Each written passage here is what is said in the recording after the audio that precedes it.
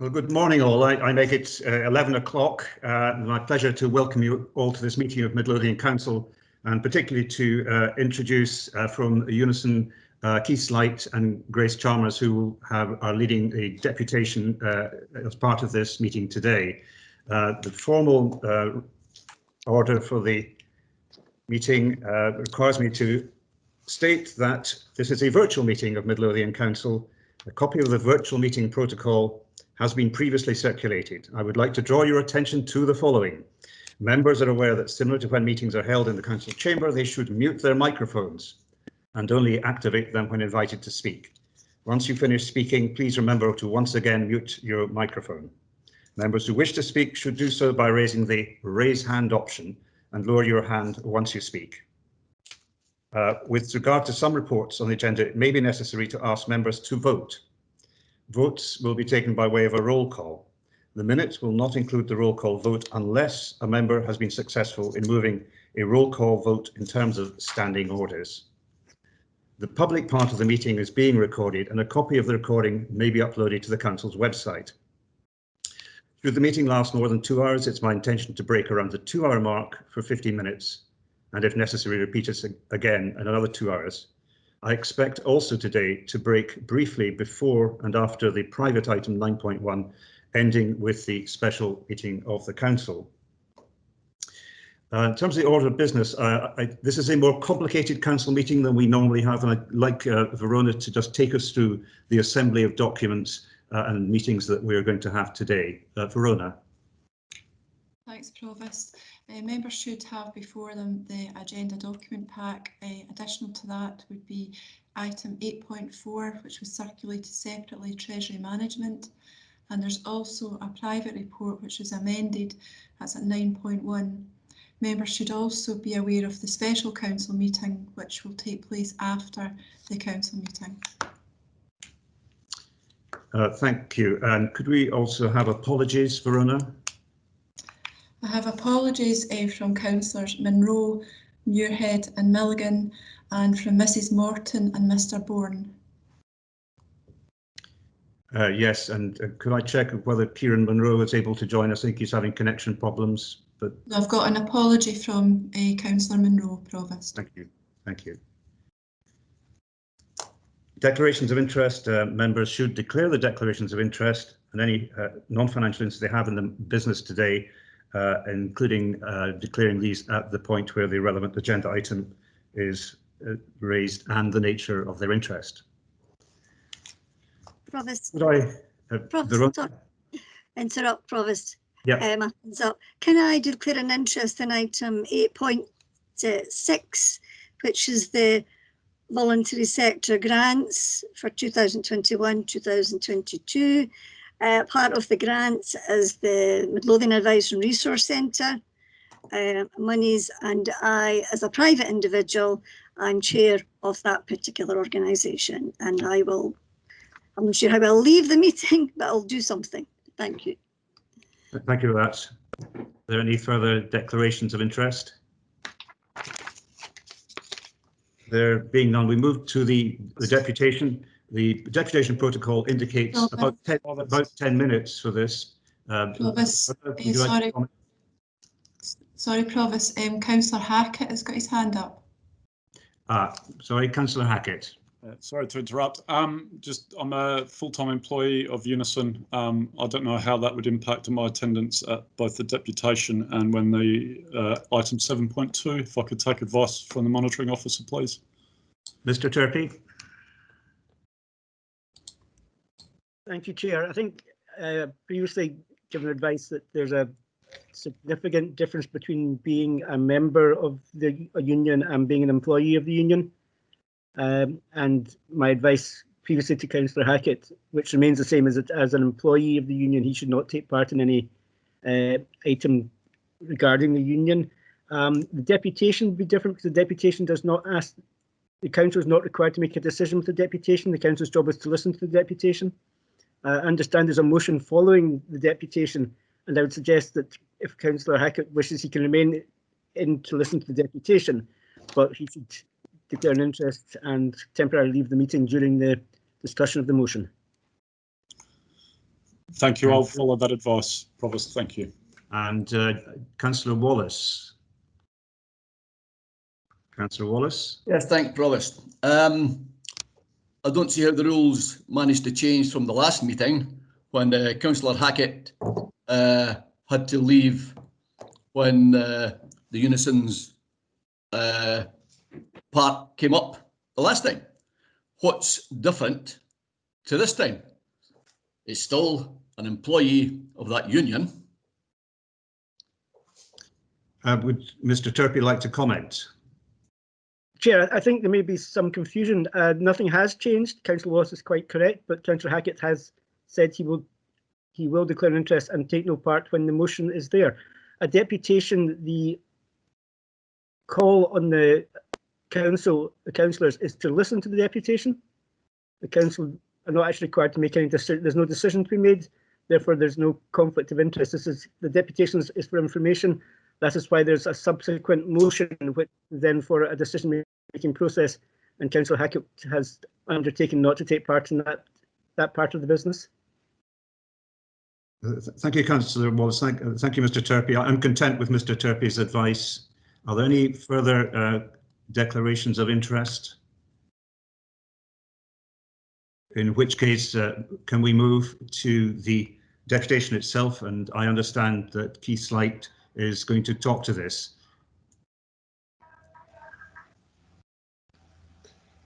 Peter, sorry, it's myself, it's Grace Chalmers Grace. that's going to talk on this, sorry. I've been misinformed by some strange telepathy. By all means, welcome to the council. Thank you. Good morning all. I'd like to thank you for giving me the opportunity to present Unison's motion to council today. Unison Midlothian are requesting the support of our council with our campaign Plug the Gap. Our campaign consists of four parts: to secure long-term financial stability for local government, to shape local government to allow it to be fit for the future, to reward local government employees for delivering the essential services required in our communities, to ensure the consolidation of the Scottish living wage is applied within our council. I personally find it easier to discuss the campaign as a whole, being all together rather than in different strands and different parts.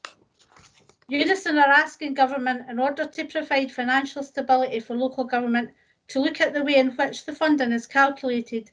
In Midlothian, we are all aware that our local authority is the fastest growing community in Scotland, yet our funding is not being adjusted to take account of the additional money our authority requires to deliver services to the ever increasing population. Midlothian needs appropriate funding to protect and provide local jobs for local people who deliver effective services to our local residents, making sure that our most vulnerable in our communities are receive the support that they require. In the words of our Chief Exec, one does not fit all. We require one to fit one. Each local authority's dynamics are individual to their communities. The formula for calculating the funding to local authority has been the same for over 20 years. The needs and dynamics of our local communities are ever changing. Therefore, we need government to address this by reshaping local government in order that it's fit for purpose with proper funding. All employees who work in our communities deserve to be paid a wage that reflects the role that they do. We read daily how grateful and thankful that our government is, especially to all our local government employees, for all that they have done during this pandemic. In our communities, we have delivered services and volunteered to take on new roles and challenges to keep our most vulnerable residents safe and provide them with a service. Therefore, we hope that when talks begin on a new pay deal, that all our members are rewarded accordingly. And if job remits need to be tweaked and changed to accommodate new parts of the role or things that they may need to do in the future, this should be looked at. I hope this morning you will support our campaign and in the future and stand with us to make sure that local government services have financial stability in the future so we can provide for those most vulnerable in our communities. I think everyone knows here that I'm very passionate with Midlothian Council. I've lived in Midlothian all my life, and I've also been employed by Midlothian all my life. And I do think that we actually, during this pandemic, have actually provided the vulnerable in our society with a lot of help and support that they actually do deserve. But actually the staff are tired. They've came through a lot and they've had to take on different roles, which has been challenging. They've stepped up to the challenge. So now, obviously, Unison are hoping that you'll support us in getting proper financial stability going forward and plugging the gap. Thank you very much for listening this morning. Great, Guy. Thank you very much on behalf of the Council for your contribution to the debate today. As you know, we have a motion on this subject later on. We now formally move to the minutes. Are there any questions regarding the minutes? Can I ask for a proposal to adopt the minutes?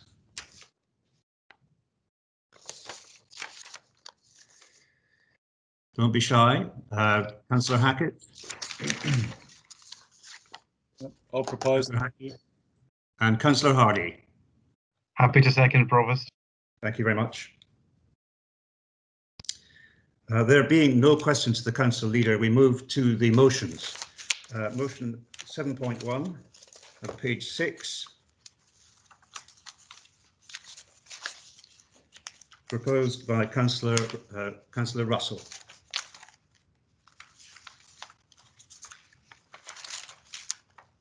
Provost, it was myself that was moving and Councillor Russell was seconding.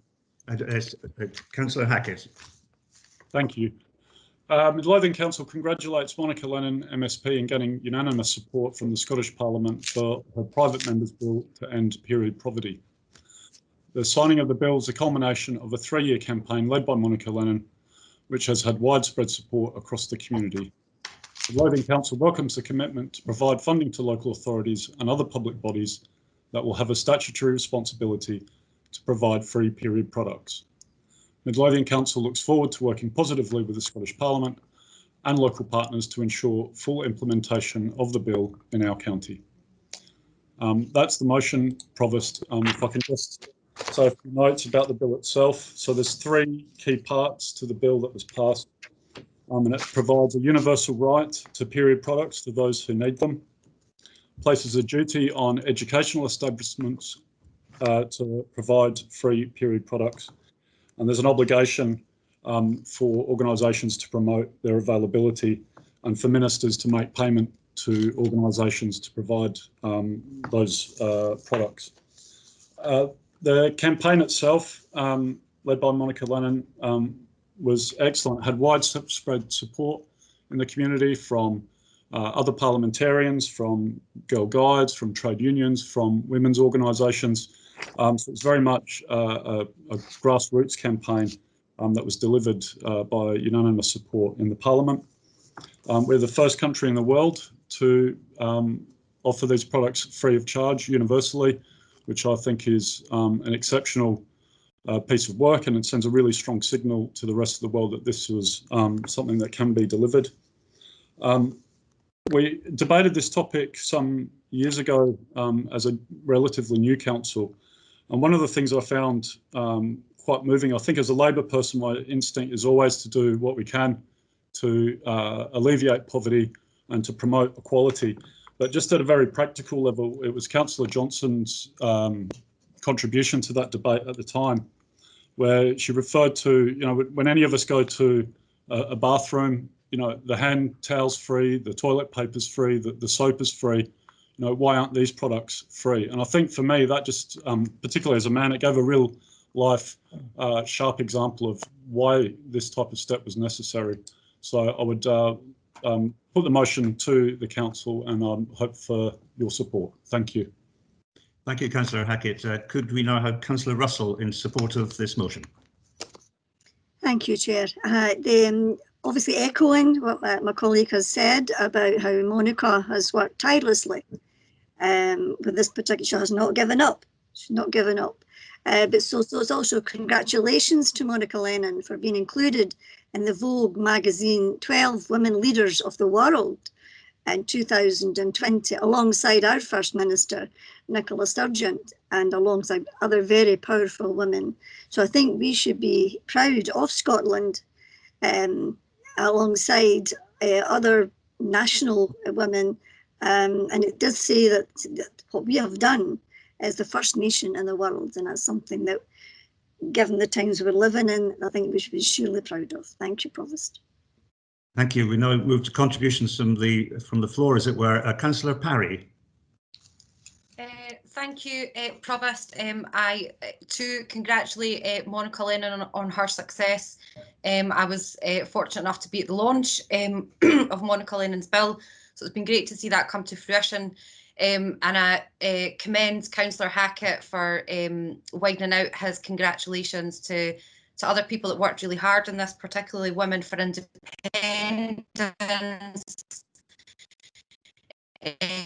the work that's been done who have helped tremendously, and Councillors McCall and Johnson for raising their motion back in September 2017, which was unfortunately not taken forward at the time.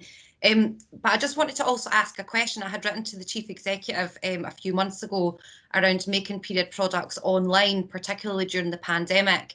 I understand there's been some work started but not completed, and I wonder if there was an update from officers about that. Yes, I don't know if Grace Vickers wants a little time on that, or perhaps you could pursue that offline. Do any of the officers have an immediate comment on how online access to these products has been facilitated? Provost, Fiona, Executive Director of Education, would like to comment. Fiona. Good morning, Provost, and good morning, Councillor Parry. In response to your query regarding period poverty, Annette Lang has met with Hey Girls along with other council officers. There's a cross-council group working on providing the period poverty products across the county. A report is currently being prepared for our corporate management team, and it's to pilot home delivery of period product model, including ordering online. We're also exploring how people could order if digitally or another language is excluding them from accessing via this route. So we, as I say, we're working with Hey Girls, which is being used by a growing number of local authorities, in addition to the products that are being available in schools and community buildings. We would be happy to provide a further update and directly to Councillor Parry if she wishes to receive that early in the new year. Thank you, Fiona. I'm really happy to hear that. Thank you for that response. It's very helpful. Councillor Alexander. Yes, I'm just echoing everyone else's congratulations to Monica Lennon in making this a legal duty for local authorities to ensure that free sanitary products are available to everybody that needs them, and that this has become enshrined in law. I just hope the irony of this has not been lost on the present Labour Council administration that actually voted against the SNP motion a few years ago to provide these free products to school pupils because of the cost to the council. However, that at the time did not prevent the generous people of Midlothian and elsewhere providing free sanitary products through the purple boxes placed in libraries and other places, an initiative started by the Women for Indie groups, where you took what you needed and gave what you could. And I just look forward to the continuing fight to make the provision of free sanitary products available to women throughout the UK and worldwide. And I'm just glad that the way forward towards gender equality has been shown by the Scottish Government and not followed the Westminster initiative, as in the equalisation of pensions brought by the UK Government. Otherwise, we may well be putting forward a bill to provide all men with a womb. Yes, can we now hear from Councillor Wallace? Thank you, Provost. Again, welcome this Britain being brought forward and Scotland being the first country. I'm absolutely delighted that Scotland has led the world in this. To go back to what Councillor Johnson had said previously, that in females' toilets they were supplied with towels, soap, toilet paper, things like that, but not sanitary products. It's in my lifetime, Provost, where women also had to pay to get into public toilets. And as a grandfather of 4 girls, I'm absolutely delighted on this one. And it just shows you what a small country can do when it's left to its own devices and not getting controlled by another bigger neighbour. Thank you. Thank you. And Councillor Johnston. Thank you very much. I too congratulate everyone involved. I was involved as well with the Purple Box and thought it was quite an exciting thing to do for local girls. But it's a question for the officers again. And given that periods are a regular occurrence in a woman's life, is there an opportunity to do standing orders of such a thing for girls and women? Perhaps Fiona, are you able to comment on that? Again, I think we're at the early stages of establishing the method by which women can access the products. So we'd be happy to take that matter away and discuss it at that cross council group. Thank you. And Councillor Leigh Douglas. Councillor Leigh Douglas, you're on mute.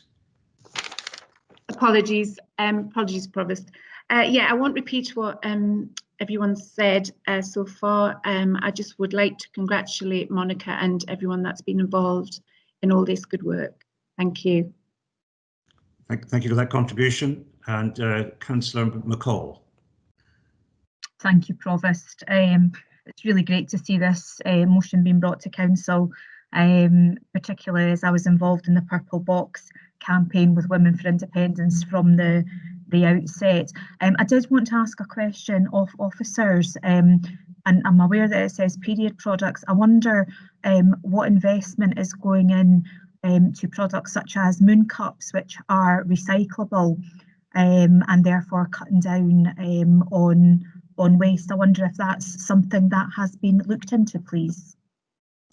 Again, I throw this back to Fiona.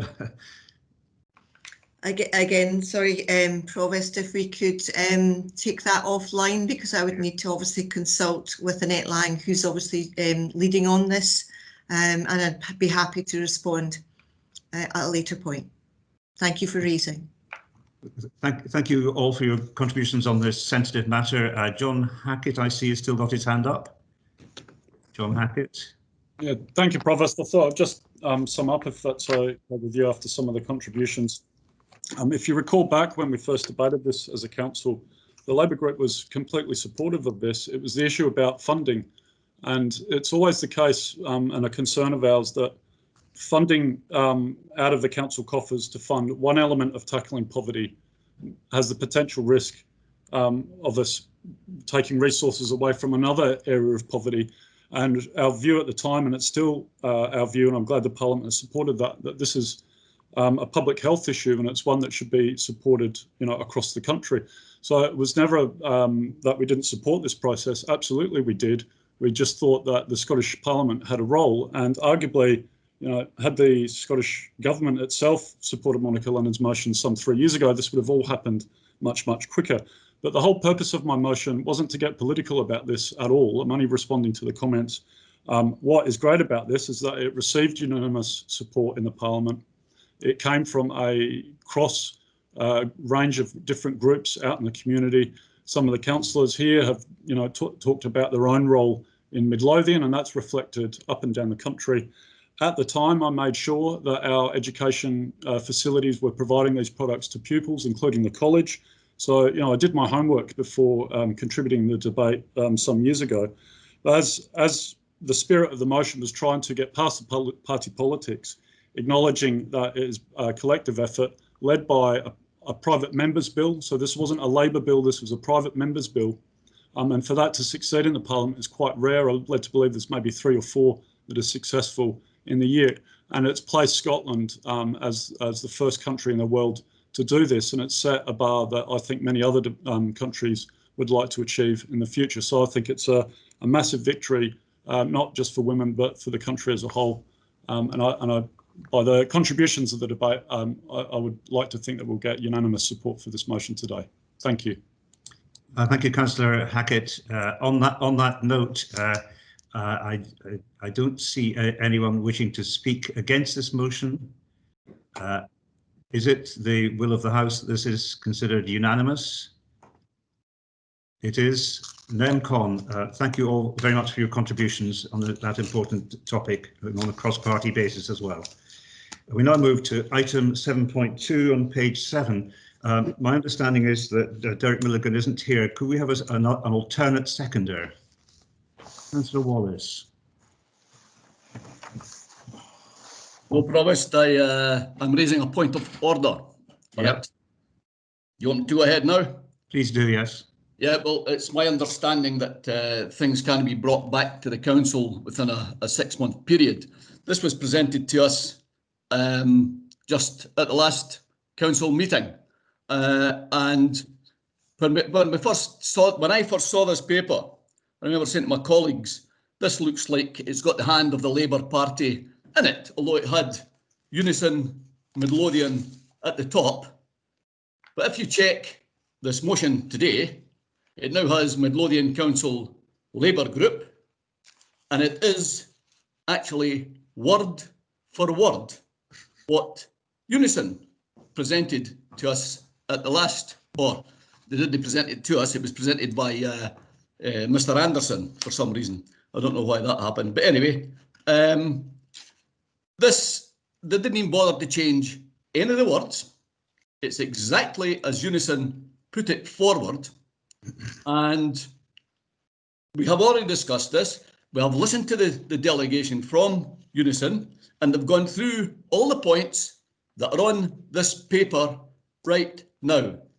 And I think this should be put back for another 6 months and brought it back then when the period is up for presenting something once more to the council.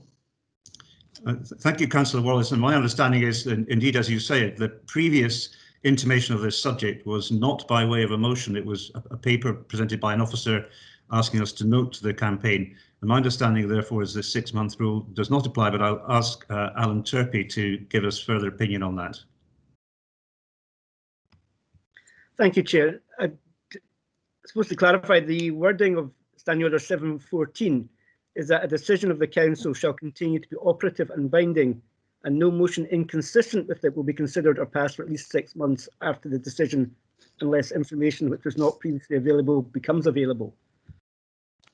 So, there is the general rule that matters should be coming back every single meeting, and there will be a 6-month period to allow decisions to be valid. But it is it's only where the motion is inconsistent with the earlier decision that the 6-month rule kicks in. My recollection from the previous meeting was that there was no decision reached at that point. It was inconsistent with the motion was not inconsistent with any decision reached at the decision in the November meeting. So, Mr. Turpey, it's in line with our standing orders that this motion be heard, subject to finding an alternative seconder. Is that correct? That would be, yes, that would be my position. It is quite competent for us, although we have to have 2 members to move and to sign the motion. Either other members can move and second it on the day of the meeting itself. Thank you, Councillor Wallace. Yeah, thanks, Provost. A decision was made at the last meeting. The decision was that we would have a delegation from Unison to present their own paper that for some, as I say, for some unknown reason, why it was presented by an officer in the first place. But if Unison were then asked to come along and present the paper, which they have done, So therefore, why are we discussing this all over again? We're getting a second kick at the ball, or allowed to foul for a second time. I mean, I don't see how the decision was not made when the decision was to allow Unison to present itself and put its paper, which they have done today. That doesn't take up 6 months. That was about 6 minutes ago. Councillor Imrie wants to contribute. Yes, Provost, my contribution will be in seconding the motion, but I will pick up on that. At the last meeting, actually, Unison have not got any right to put a motion in front of council, and I'm sure that will be covered off by the mover of the motion. The council then agreed that it should be done by way of inviting Unison by way of a deputation, and that I agree wholeheartedly with Councillor Wallace. Where we will depart is normally deputations come up on the back of something being on the order paper, i.e. an item on the order paper. Now, in this case, there is nothing on the order paper. So in order that the council could make a decision to support or otherwise, you have to have some form of doing that. And the only way to do that on this occasion by way of a motion. So what has happened in essence, and we don't get a lot of deputations in Midlothian Council, that's the difference, but you do in other authorities. But what has happened in essence is Unison has come up and their deputation is covering off the motion. Nothing to do with any alliance, nothing to do with anything more than it was the right and proper way to get it on an agenda. So there's not a lot between us, Councillor Wallace. All I'm trying to say is that the only way to do it, to actually formalise it, because this council have not made a position on it yet, for or against it, so there technically has been no decision made. Thank you, Provost, for letting me intervene. Thank you, Councillor Imrie. Councillor Wallace. Yes, I would like to congratulate Councillor Imrie and his promotion to the legal team.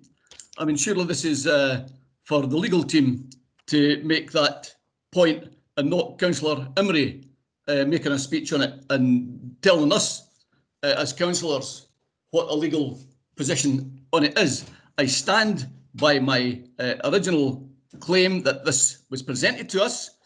The decision that was made by the council was that we would invite Unison along, which they have done. They've come along, and it was, by the way, it was my suggestion at the last council meeting that they do get invited along to present it. So they have presented this paper. And we now have, again, as I says, not one single word even got changed on it.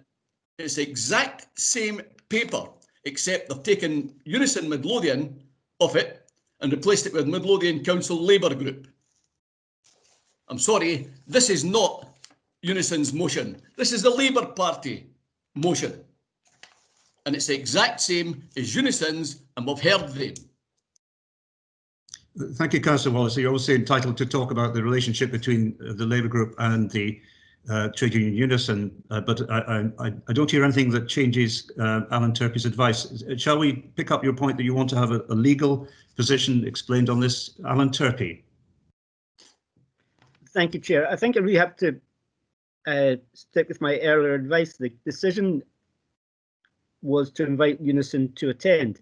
A subsequent motion is not inconsistent with that decision to invite them to attend. The inconsistency would be if people asked that they did not attend.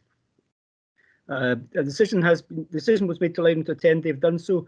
A further motion, and Councillor Wallace is correct. It is a Labour Party motion because Unison cannot make a motion to the council. The only people who can make a motion, only people who can make motions to the council are the elected members.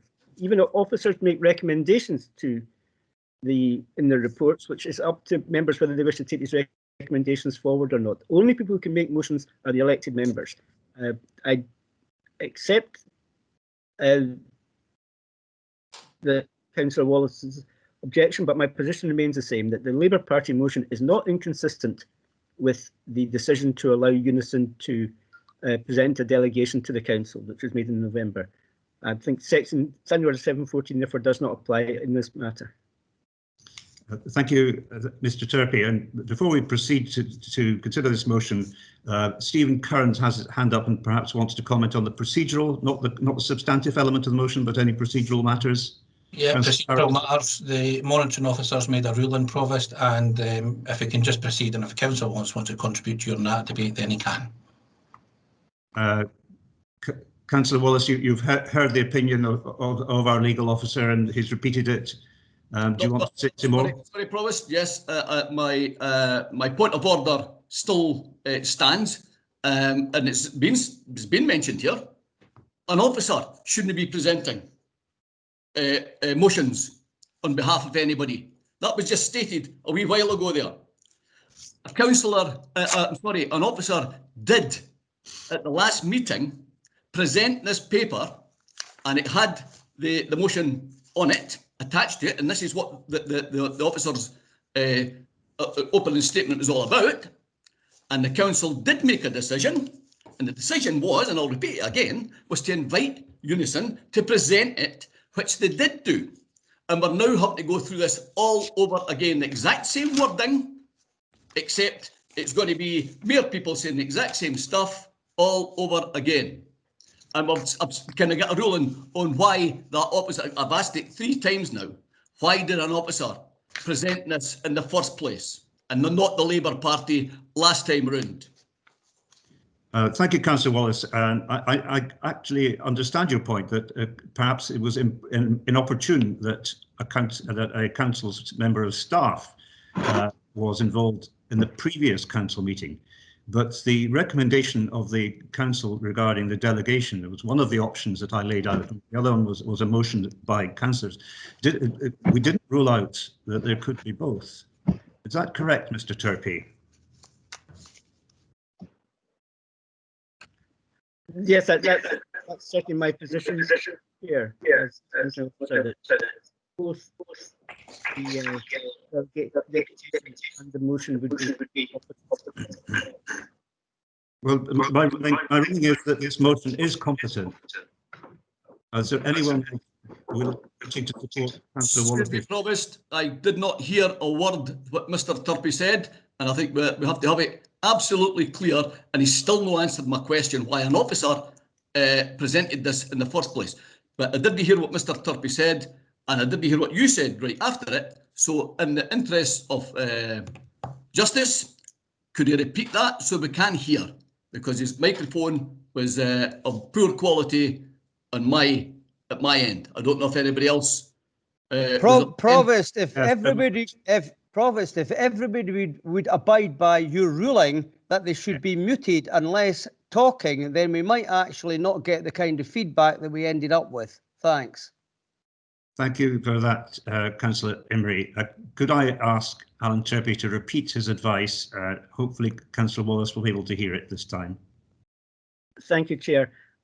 I think, really, on a straightforward basis, I do not see that it is incompetent to have a deputation to advise the council of the background to their position, and then for councillors to make a motion to have with the council to reach a decision on the information they have previously been given. Both can coexist. It's not inconsistent with each other, and I stand by that position. Thank you. My ruling is that the motion is competent now that it has a seconder, Councillor Emery. Can I ask Councillor Curran to speak to the motion? Thank you, Provost. And I know Councillor Wallace using football analogies. The one I'll use is a red card for Councillor Wallace for trying to close down democracy here. There's 2 reasons I brought this motion forward.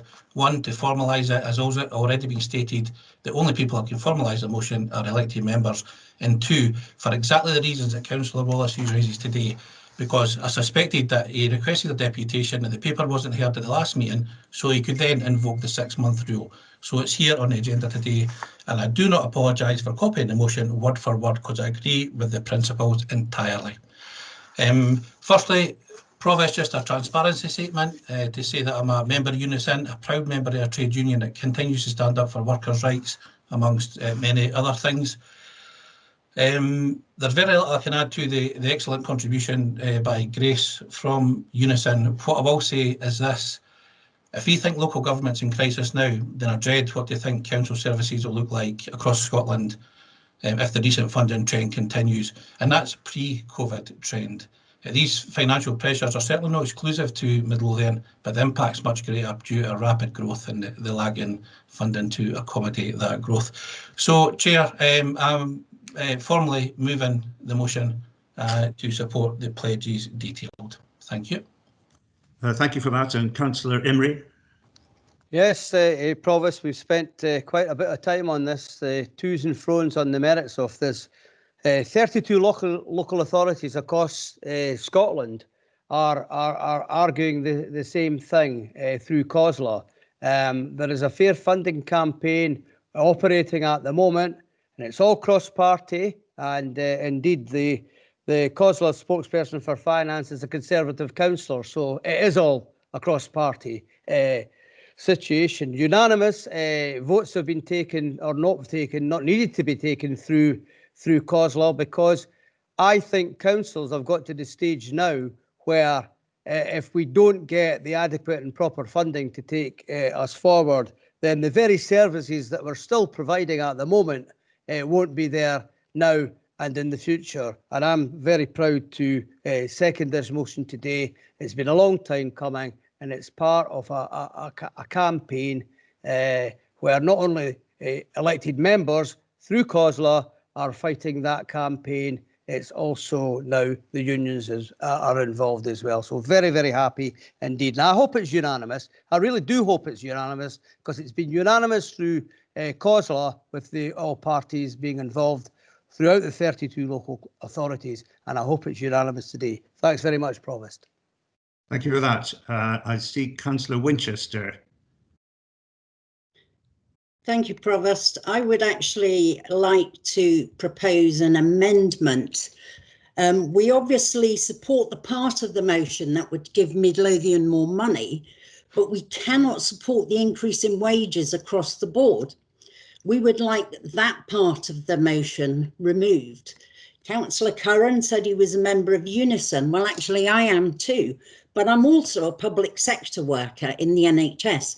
And I've witnessed firsthand the tireless efforts of our frontline staff, not only during this pandemic, but throughout many years of service. The efforts of all frontline workers, whether it's our healthcare personnel, our retail workers, or even our very own council staff, deserve to be saluted and recognised, and support of all councillors is welcome. However, public sector workers are not the only ones affected by this horrendous pandemic, but many constituents who own small businesses who have been forgotten by the Scottish Government, despite the near £10 billion given to them by the UK Government. We've lost over 750,000 jobs in the United Kingdom, and it's important that in this time of national need, everyone pulls together, regardless of political persuasion, regardless of circumstances, and regardless of which sector you are employed in. Despite the unprecedented efforts of the UK Treasury to support working people up and down the country, with thousands of people benefiting from the Chancellor's job retention scheme here in Midlothian itself, those in the private sector have been hit the hardest by this pandemic, especially in the hospitality industry, where people have lost their jobs, lost their main source of income, and are now struggling to provide for their families. So surely at this time of year in particular, we should be trying our utmost to support those in sectors of the economy, in all sectors of the economy, not just those in public sector employment. Council must accept that in order for us to protect thousands of jobs in Midlothian, we must put on hold any plans to raise public sector pay this year. We must endeavour to protect those who are employed in industries that have suffered most. Surely, regardless of politics, it's time that Council recognises the gargantuan efforts of the Chancellor Exchequer my mouth has gone dry, Rishi Sunak and his team at the UK Treasury for providing not only the furlough scheme, keeping people going through lockdown in an unprecedented show of support, but announcing a 2.2% increase in the national living wage, one of the highest in the world. I think it's about time the council leader wrote to the Chancellor and thanked him. I move an amendment. Thank you, Councillor Winchester. What I heard was that simply the deletion of that line marked reward local government workers. Have you additional wording to add? No, just totally remove that line. Okay, so it's the first of the 4 blobs at the bottom of the motion. Reward local government workers. Local government workers have been the hidden heroes of the pandemic. Their invaluable contributions to the COVID response should be recognised and rewarded. Is there a seconder for that amendment? Yes, Provost. Councillor Leder, yeah. Thank you. Firstly, I'd just like to recognise the huge contribution by local government to the pandemic. We can all agree that the intent of this motion is a good one and fair funding important, but now is not the time to be rewarding one sector when many others are in desperate need of a helping hand. All across Scotland, we have thousands of people who have lost their jobs or seen their businesses go to the wall. These are unusual times, and we must support those who have been disproportionately hammered by the pandemic. As we know, job security is not available to everyone. Constituents like mine in Bonnyrigg and Lasswade with jobs in hospitality and non-essential retail are being laid off, as is the theme across Midlothian and across Scotland. So on this basis, Provost, I second the amendment. Thank you. Democratic Services, you're clear about that amendment, and now we have contributions from the floor. Councillor Wallace. Once again, thank you, Provost. It may surprise the Labour members to know that I actually do support all these things, but not just for these workers, for all the workers that work through the pandemic need a helping hand, and not just a clap on a Thursday night. It almost surprised me to hear that I'm totally against what Councillor Winchester just said. But to reiterate my first point, I still have not had an answer as to why an officer of this council presented this paper and this motion to the council last time round. Could I have an answer to that, please? Yeah, that you should have perhaps brought that up under the minutes when we recorded the previous discussions. I'm loath to reopen that question, and perhaps you could take it up with Mr. Turpie offline. Councillor Johnson. Thank you very much. I too am a member of Unison and very proud to be a member of a trade union.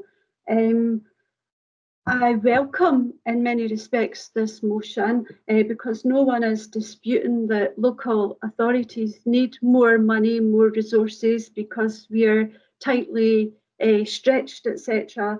However, we all know that Westminster holds the purse strings ultimately, so we should really be directing our requests direct to them. So in that instance, I have spoken with Verona and the Midlothian SNP group do have an amendment which I would like to be circulated to everyone now to reconsider. Is that okay, Verona? And we have some paragraphs that we would like to alter, but in essence, we more or less support everything the Labour Party are recommending. Verona, we have a second amendment. I'll just circulate that on behalf of Councillor Johnston.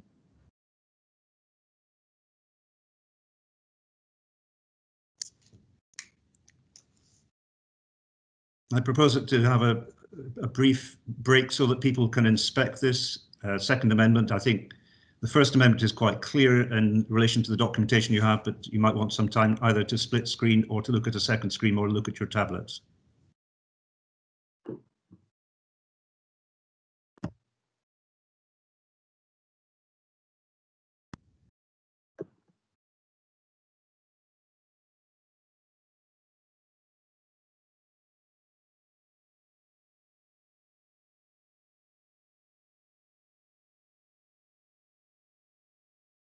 It's just been sent, Provost. Thank you.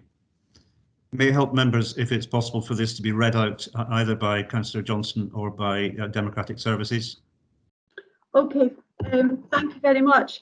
The first paragraph, we wish it to read, this council note, instead of saying notes, we want it to say welcomes the Scottish Government's recent announcement for additional funding. The next paragraph is the same. The third paragraph, we want it to say, but these fiscal flexibilities are no substitute for a fair funding settlement. This council still faces a perfect financial storm of extra demand for services at a time of substantial loss of income, which means impossible choices about the funding of services going forward. So that was just taken out the figures because we think it's different. The next paragraph. Are you talking about the 139 and the 49 in the paragraph above that? Yes, yes. So what do you do with the third? What exactly do you want to do with the third paragraph, please? I've just read out that paragraph, but these flexible, sorry, I find that really difficult to say, but these fiscal flexibilities are no substitute for a fair funding settlement. And this council still faces a perfect financial storm. So we want that bit changed. And then the next part is this council notes that £2 billion of efficiencies have already been taken out of local government for the last decade. The council also notes that the Scottish budget is dependent on the UK government, and we also know that the financial impact of COVID-19 will not be confined to the next few months, and with Brexit looming, the effects of both on the wider economy are going to make the crisis in local government much worse, and that this council pledges support for Unison's campaign and supports the Scottish Government and COSLA to lobby the UK Government for an increase in the financial settlement to Scotland to plug the gap in local government finance in the 2021-22 budget. And then just all the same as before, because we recognise that rewarding local government workers is essential, secure the long-term financial stability of local government, etc., and shape local government fit for the post-pandemic future, and to fully consolidate the living wage. And I would encourage all of my colleagues to have a good think about that and see if these amendments are acceptable. But I know Councillor Parry has an input into this as well. Thank you very much. Democratic Services, are you clear on what the second amendment constitutes? Yes, it's just as per what Councillor Johnson's just read and has been circulated. Could I then ask for contributions to the floor? In due course, I'll take the amendments in reverse order, starting with Councillor Johnson's amendment. Does it have a seconder? Councillor Parry. Thanks, Provost. Yeah, I just want to reiterate what Councillor Johnson had said, and actually there was a very similar discussion had at COSLA Leaders on Friday, which Councillor Imrie referred to. It was a very similar motion, and it was agreed cross-party on the floor to COSLA. And COSLA also have a position of lobbying the UK government as well, recognising rightly its role in the Scottish budget, because while we're all arguing about what size the slicey pie is going to be, of course we need to control what size that budget is. So it's right that there's a balance between those two lobbying positions, one that that we have taken before as a council. The kind of smaller changes in the first part of the motion was really about recognising that this is a change in financial situation, and that more monies are becoming available as things change. So I hope that in the spirit of that the Labour group can take on those amendments, and that we can agree, all of us together, the kind of final wording on the motion. Thank you. I see Councillor Curran. Thank you, Provost. Just in the spirit of getting this through today, yep, absolutely, I'm happy to accept those amendments. Okay, in which case we now have a substantive motion which your seconder is also happy with. Councillor Imrie. Yes, Provost, as Councillor Parry says, we had this discussion on Friday, and this motion was actually in well before Friday, or we might have actually been able to have a mover and a seconder from both parties. Okay. So happy to agree with the amendment, and it can be incorporated into the motion, Provost. Thanks. Thank you. Are there further contributions from the floor? What I propose in these circumstances is to consider this a binary situation where we either vote in favour of the amendment proposed by Councillors Winchester and Leigh Douglas, or we vote in favour of the amended main motion. As I take it that's acceptable, Verona? Or perhaps Mr. Turkey? Yes. Fine. Yes, that's fine. There being Catherine Johnson's hand still up, Stephen Curran's hand is still up. Provost, yeah, just to clarify, I said I'm happy to accept amendments to those motions. I actually meant Councillor Parry's amendment, not the Conservative amendment, just for clarity. I had not mistaken one for the other. No hands up, therefore, can we move to a vote on the Conservative amendment? Is that the will of the House? Councillor Winchester? Yep. You're happy that Democratic Services have recorded your amendment correctly. Can I see those all in favour of Councillor Winchester's amendment?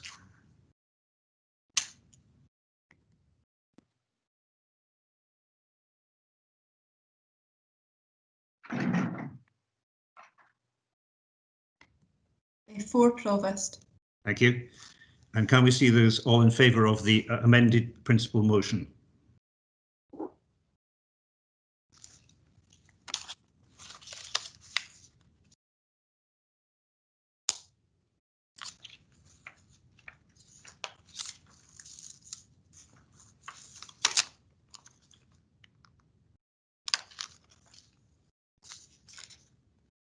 Chair, can I just remind members that if they, I think everyone's caught it now, but if they use the raised hand symbol, it's much easier for my colleagues to record the votes accurately. In Provost. Has everyone been able to demonstrate their intentions?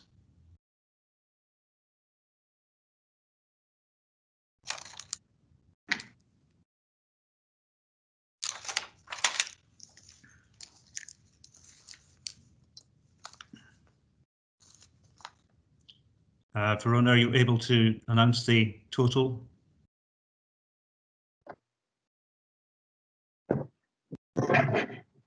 It's 9 votes.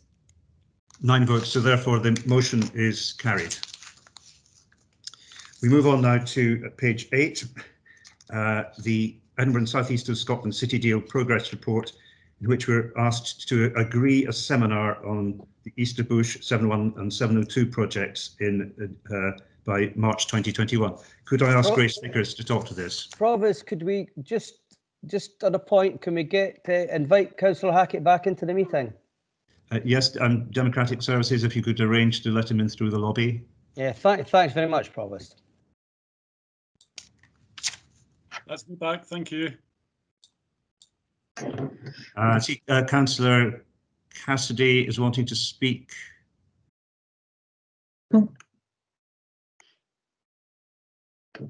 Sorry, that was a leftover. And Councillor Johnson was wanting to speak. Fine. Can we then proceed to the item on page 8, the Edinburgh and South East of Scotland City Deal, item 8.1.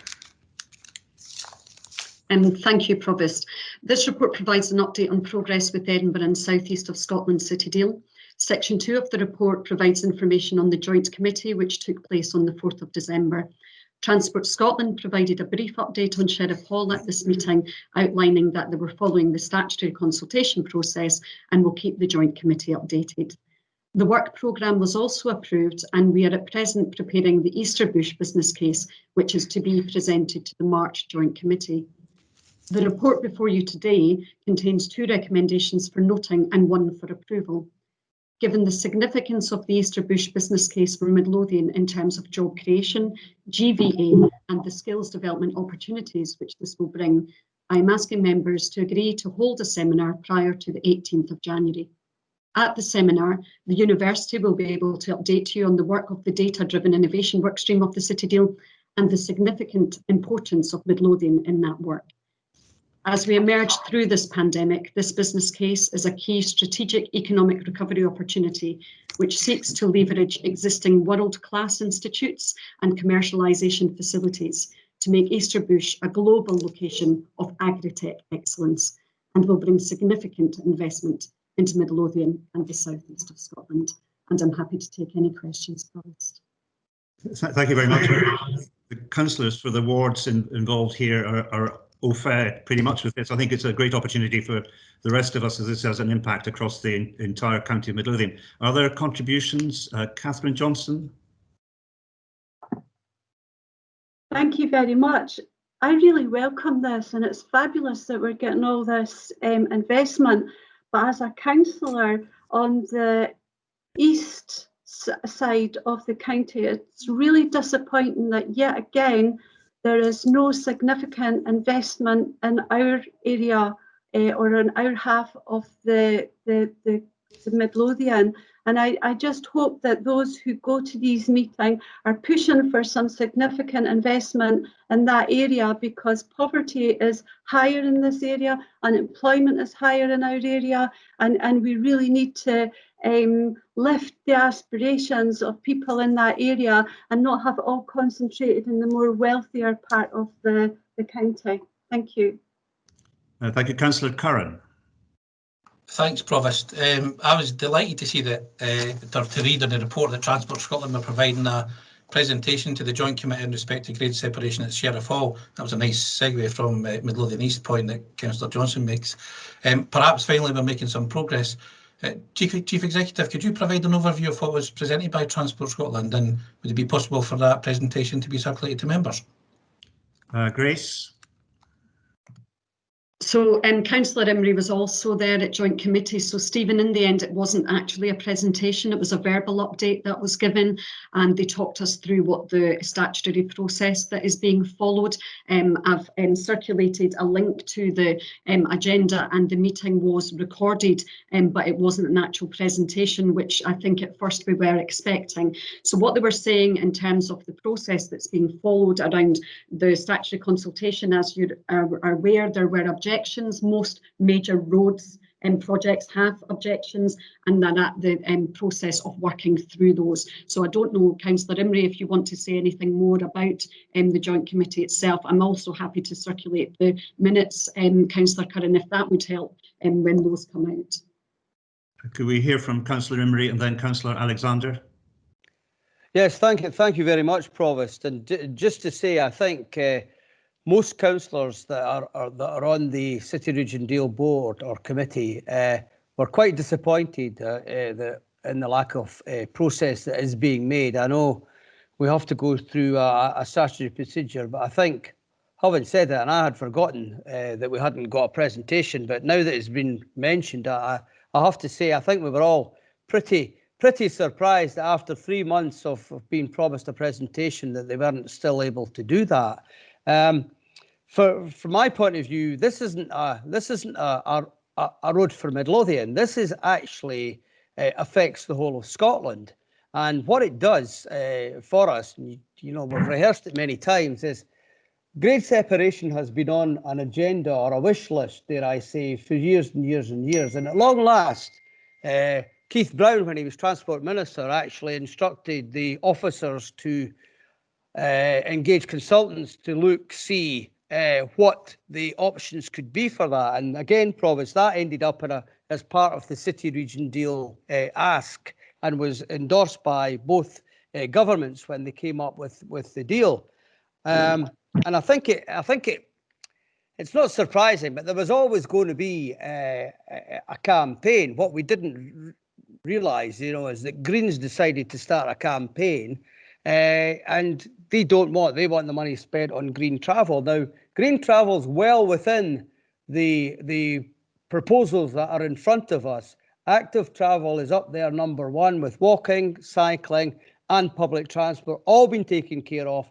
And indeed, who knows in the longer term, trams being there as well. So to my mind, that ticked the boxes. But unfortunately, it would appear that the Greens want their day in court, so to speak. So we're going along that way. And I think we're all disappointed, because there's upwards of 250,000 people go through that junction every day, and yet 3,000 people object to it, and the whole thing comes to a stop. And I just hope that this council continues to support this project, because it's so important to the people of Midlothian. And likewise, again, I hope all councillors can lend their weight to supporting the business case for the 701, 702. I know we can't always direct businesses to go where we would like them to go, but the university's up there, and that will become a world-class hub, and so is the Roslin Institute. We didn't choose the area that they would locate in, Provost. It just came there.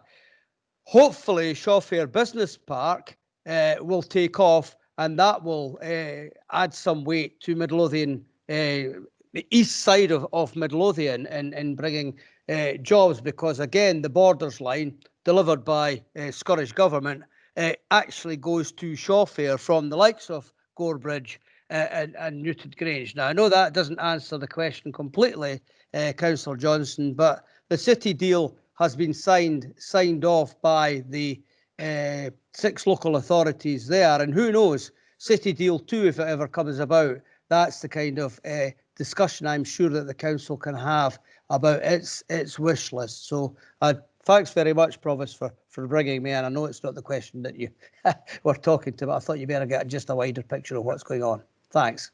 Thank you for covering other aspects of the city deal. Councillor Alexander, then Councillor Curran. Yes, I fully welcome the city deal, and it brings a lot to Midlothian. I am just disappointed, though, that although their Sheriff Hall has been is going to be upgraded along with the A702, there should also be, and I hope perhaps this might come with City Deal 2, a better road system between East and West Midlothian. I think this is a vital thing to get the whole of Midlothian working together, and the suggestion that Roslin Glen would be closed, I think this just makes the whole thing even more important, that we have a good road connection between East and West through Midlothian. Thank you, Councillor Alexander. Councillor Curran. Thanks, Provost. Just to follow up on the Sheriff Hall issue, and I thank Councillor Imrie for his comments. But it's really disappointing. This is another year lost, another year of increased pollution and severe congestion, another year poor pedestrian access, lost opportunities. It's ironic, lost opportunities in respect to active travel. You know, we have safe egress for cyclists and non-motorised users. Another year of increased injury.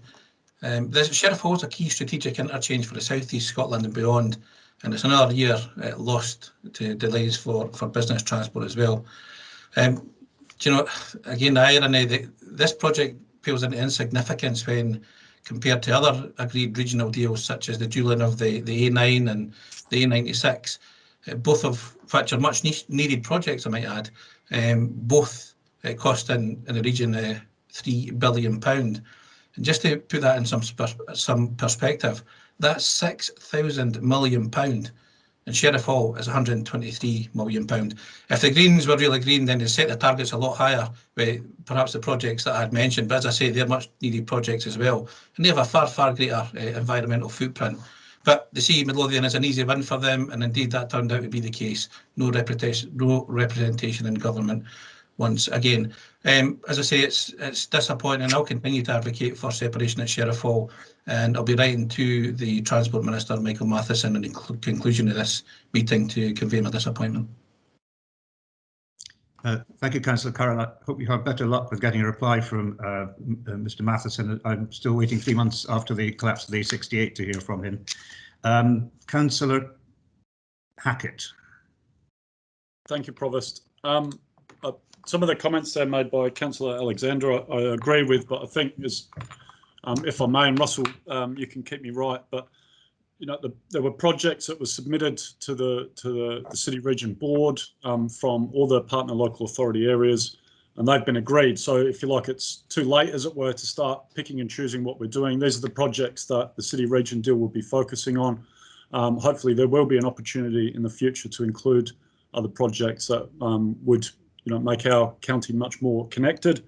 And to echo some of the comments of Councillor Curran, you know, 50% of the working population commute into Edinburgh is absolutely vital. We get these links much safer, much greener, and much more quicker. We can see the growth of Edinburgh. If any of us have been fortunate enough to go for I've had to go into work recently, and the amount of house building that's going on at the south end of Edinburgh. We really need these links, not just Sheriff Hall, but beyond, to start working much better for Midlothian residents. So there is a real sense of urgency, and the irony of the Greens barking up the wrong tree is not lost on me, I have to say. Thank you. Thank you. Councillor Alexander. Councillor Alexander, is that your hand up from previous contribution? Councillor Curran, hand is still up. Sorry, yeah. Councillor Curran. All said and done. I take it, Councillor Hardy. Thank you, Provost. I just wanted to really just echo the comments that everyone else had made so far to this debate. I think this is absolutely vital for Midlothian, because the reality is, whether people like to accept it or not, most people who live in Midlothian commute for work, and that involves travelling to Edinburgh, and that involves travelling past the bypass. And for a very substantial part of Midlothian, it's the A702 or it's the Sheriff Hall roundabout to get into Edinburgh. So I think these are both vital areas, and in particular the Sheriff Hall roundabout. And I don't see how it can be any way ungreen to ensure less congestion and therefore less pollution, especially when we're moving towards an age of more and more electric cars. You know, this idea that electric cars are not going to also need roads as well is just farcical. We need to be developing the infrastructure that we're going to need in the future, and ensuring that Midlothian, while it's a great place to grow and a great place to live, it also needs to be a great place to commute into work from as well, because that is the reality. That's why most people will move to Midlothian, because you get the beautiful scenery, the quality of life, and the proximity to Edinburgh. And we need to be ensuring that we've got 21st century transport links for our residents in Midlothian. Thank you, Councillor Hardy. Could have Councillor McCall, then Councillor Cassidy. Thank you, Provost. Just something to note regarding the Greens and the Sheriff Hall roundabout. If another party had supported the Scottish Government with their budget, then we wouldn't have had to have made deals with the Greens, and that was the price had to be paid. So perhaps if another party had agreed the budget, Sheriff Hall would have gone ahead as planned. We'll leave that on the blackboard. Thank you, Councillor McCall. Councillor Cassidy. Fantastic point made by my colleague there. I'd just like to back up Councillor Curran on every word he said about Sheriff Hall. We need that sorted sooner rather than later. And for the Greens to hold this up is just a bitter irony. So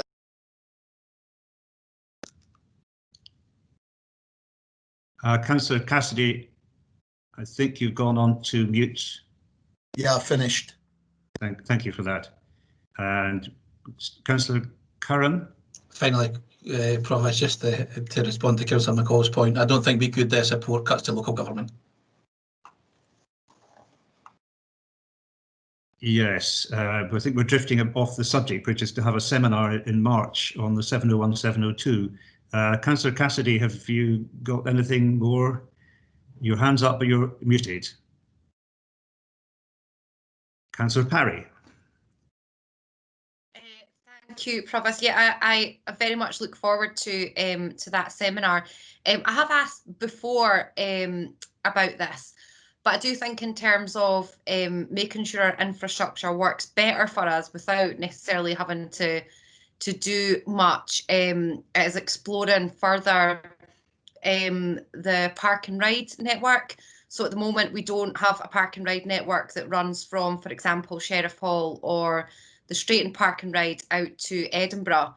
Most people that work in the west of Edinburgh travel through the centre of Edinburgh and then around, or they take their car and they clog up the bypass. So I've often thought that it's such a common sense situation. I know that it was looked at some time ago and it wasn't deemed feasible then. However, I think with the kind of levels of congestion that we have on the car park that is the bypass in the morning, it would be really good if that's something that could be considered again. Yeah, there is a park and ride at Sheriff Hall. Are you talking about the idea of getting a link to Edinburgh Airport, or I seem to have missed the point of the intervention there, Kelly? Do you want to clarify? Yeah, so at the moment we don't run buses along the bypass, Yeah, is the point that I'm making. So it would link up to rail and air networks and anybody else who works in the west of Edinburgh. Thank you. Councillor Imrie. Yeah, thanks, Provost. Just in order to not ease your fears, Councillor Parry, but actually just to say that people are actually working on that as we speak. It's certainly been in the regional transport strategy for years and years and years to have an outer orbital bus route. It's also, we're looking at a park and ride strategy because if you recall, at one point in time up at Lothian there was going to be a park and ride site there just at Hill End, and that would have hopefully tried to address some of the traffic problems that we have coming in the way, not only from that west side of Midlothian, but also from Scottish borders as well. Unfortunately, that didn't go ahead, but certainly we're looking at it again because I think you're absolutely right. If we're going to move people about, what better way to do it than by mass transport, and that's the proper way and right way to do it. You know, it's certainly been a dream to see that outer orbital in operation. I just hope I'm still here to see it, and I don't mean just here in the council, just here on this earth. The rate we're going, I'm just keeping out of the way of COVID and making sure that I don't catch it. But yeah, it's a good point, well made, Councillor Parry, and it's certainly something that the Chief Executive is very aware of, and she chairs the Transport Transition Group, or goodness, I can't remember what it's called, but she chairs the meeting that deals with transport and the city region deals. So it's certainly something that's high up on our agenda, and believe it or not, Edinburgh Council support it as well. Thank you, Councillor Imrie. I think you'll definitely be around at least for March 21 when we're having this seminar. From the liveliness of the debate and the contributions, I take it the will of the House is that we do approve of this seminar and ask Grace Vickers to help organise it for us. Grace. Yeah, Provost. Sorry, just for the minute, we require the seminar before the 18th of January because the paper has to go to the joint committee in March. So if that's okay, if members are minded that we need to have that before the 18th of January. Thank you. Thank you for that advance notice, in which case hope to see you all involved. There's clearly a great deal of councillor interest in this. As indeed there is in item 8.2 on page 30, could I ask Kevin Anderson to speak to Midlothian Council Preparedness for No Deal EU Exit? Kevin. Thank you, Provost. My colleague Derek Oliver was the author of the report and he'll speak to that for you now. Thanks. Good morning, councillors. The purpose of this report is to highlight to members the current status, position and preparedness of Midlothian Council for a no deal EU exit in the lead up to the end of the transition period on the 31st of December. Members will be aware that post-Brexit trade talks and negotiations are ongoing between the UK Government and the EU. Should an agreement be reached prior to the 31st of December, a framework for trade and other relations will be implemented. However, if an agreement is not reached, then UK-EU relations will be mainly based on international law. There exists a high level of uncertainty surrounding what and how severe the impacts will be nationally and locally. Arrangements for responding to leaving the EU without a deal must therefore be flexible to allow for the response to be both effective and responsive. A significant concurrent risk of the COVID-19 pandemic remains ongoing and is stretching resources across Midlothian Council. and the demand on some of these services from a no-deal Brexit may increase the risk that some services will be limited or unable to be delivered. The appendix considers the potential implications for the Council, focusing specifically on a no-deal EU exit. It is not an indication of the Council's anticipated outcome of negotiations. The appendix is focused on the immediate term following the UK leaving the EU without a deal and contains details of identified themes, but has medium to longer term mitigation measures incorporated where information from the UK government allows. It is focused on the Council's arrangements, but also details how the Council is working closely with partners on an ongoing basis. Our aims are to maintain the delivery of critical services, maintain normal service delivery as far as reasonably practical, and identify, protect and support those who become vulnerable as a result of EU exit, and work closely with partners during planning and response phases of leaving the EU. The Council's Brexit Working Group reconvened on the 10th of September following the Prime Minister's announcement on the 7th of September regarding UK entering the final stages of negotiations. I appreciate that members will have a number of questions. However, this may require sensitive and restricted information to be disclosed in relation to the appendix in order to provide a full response. Respectfully, I would request your indulgence and invite members to a full briefing session early in the new year where all relevant service leads can attend and be on hand to provide a comprehensive session and where we will conclusively know the scenario on which to respond. With this in mind, Council is recommended to note our current position in regard to preparations for the UK leaving the EU at the end of the transition period, and note and support the continued work of the Brexit Working Group in identifying risks to Midlothian Council and the management and mitigation of these risks to minimise impacts on service delivery. Thank you. Thank you, Derek, and I congratulate your team. There's 28 pages of considerable detail on this subject, which is, of course, imponderable, especially at local government level. Can I ask for contributions? Councillor Parry. Thank you, Provost. Thank you, Derek, for that report. Where to start? This is such a mess, isn't it? In terms of the report and the appendix, I note that there's a lot in it, but what there isn't in it is very many actions, particularly relating to the long-term risks of Brexit. In fact, most of those boxes are empty.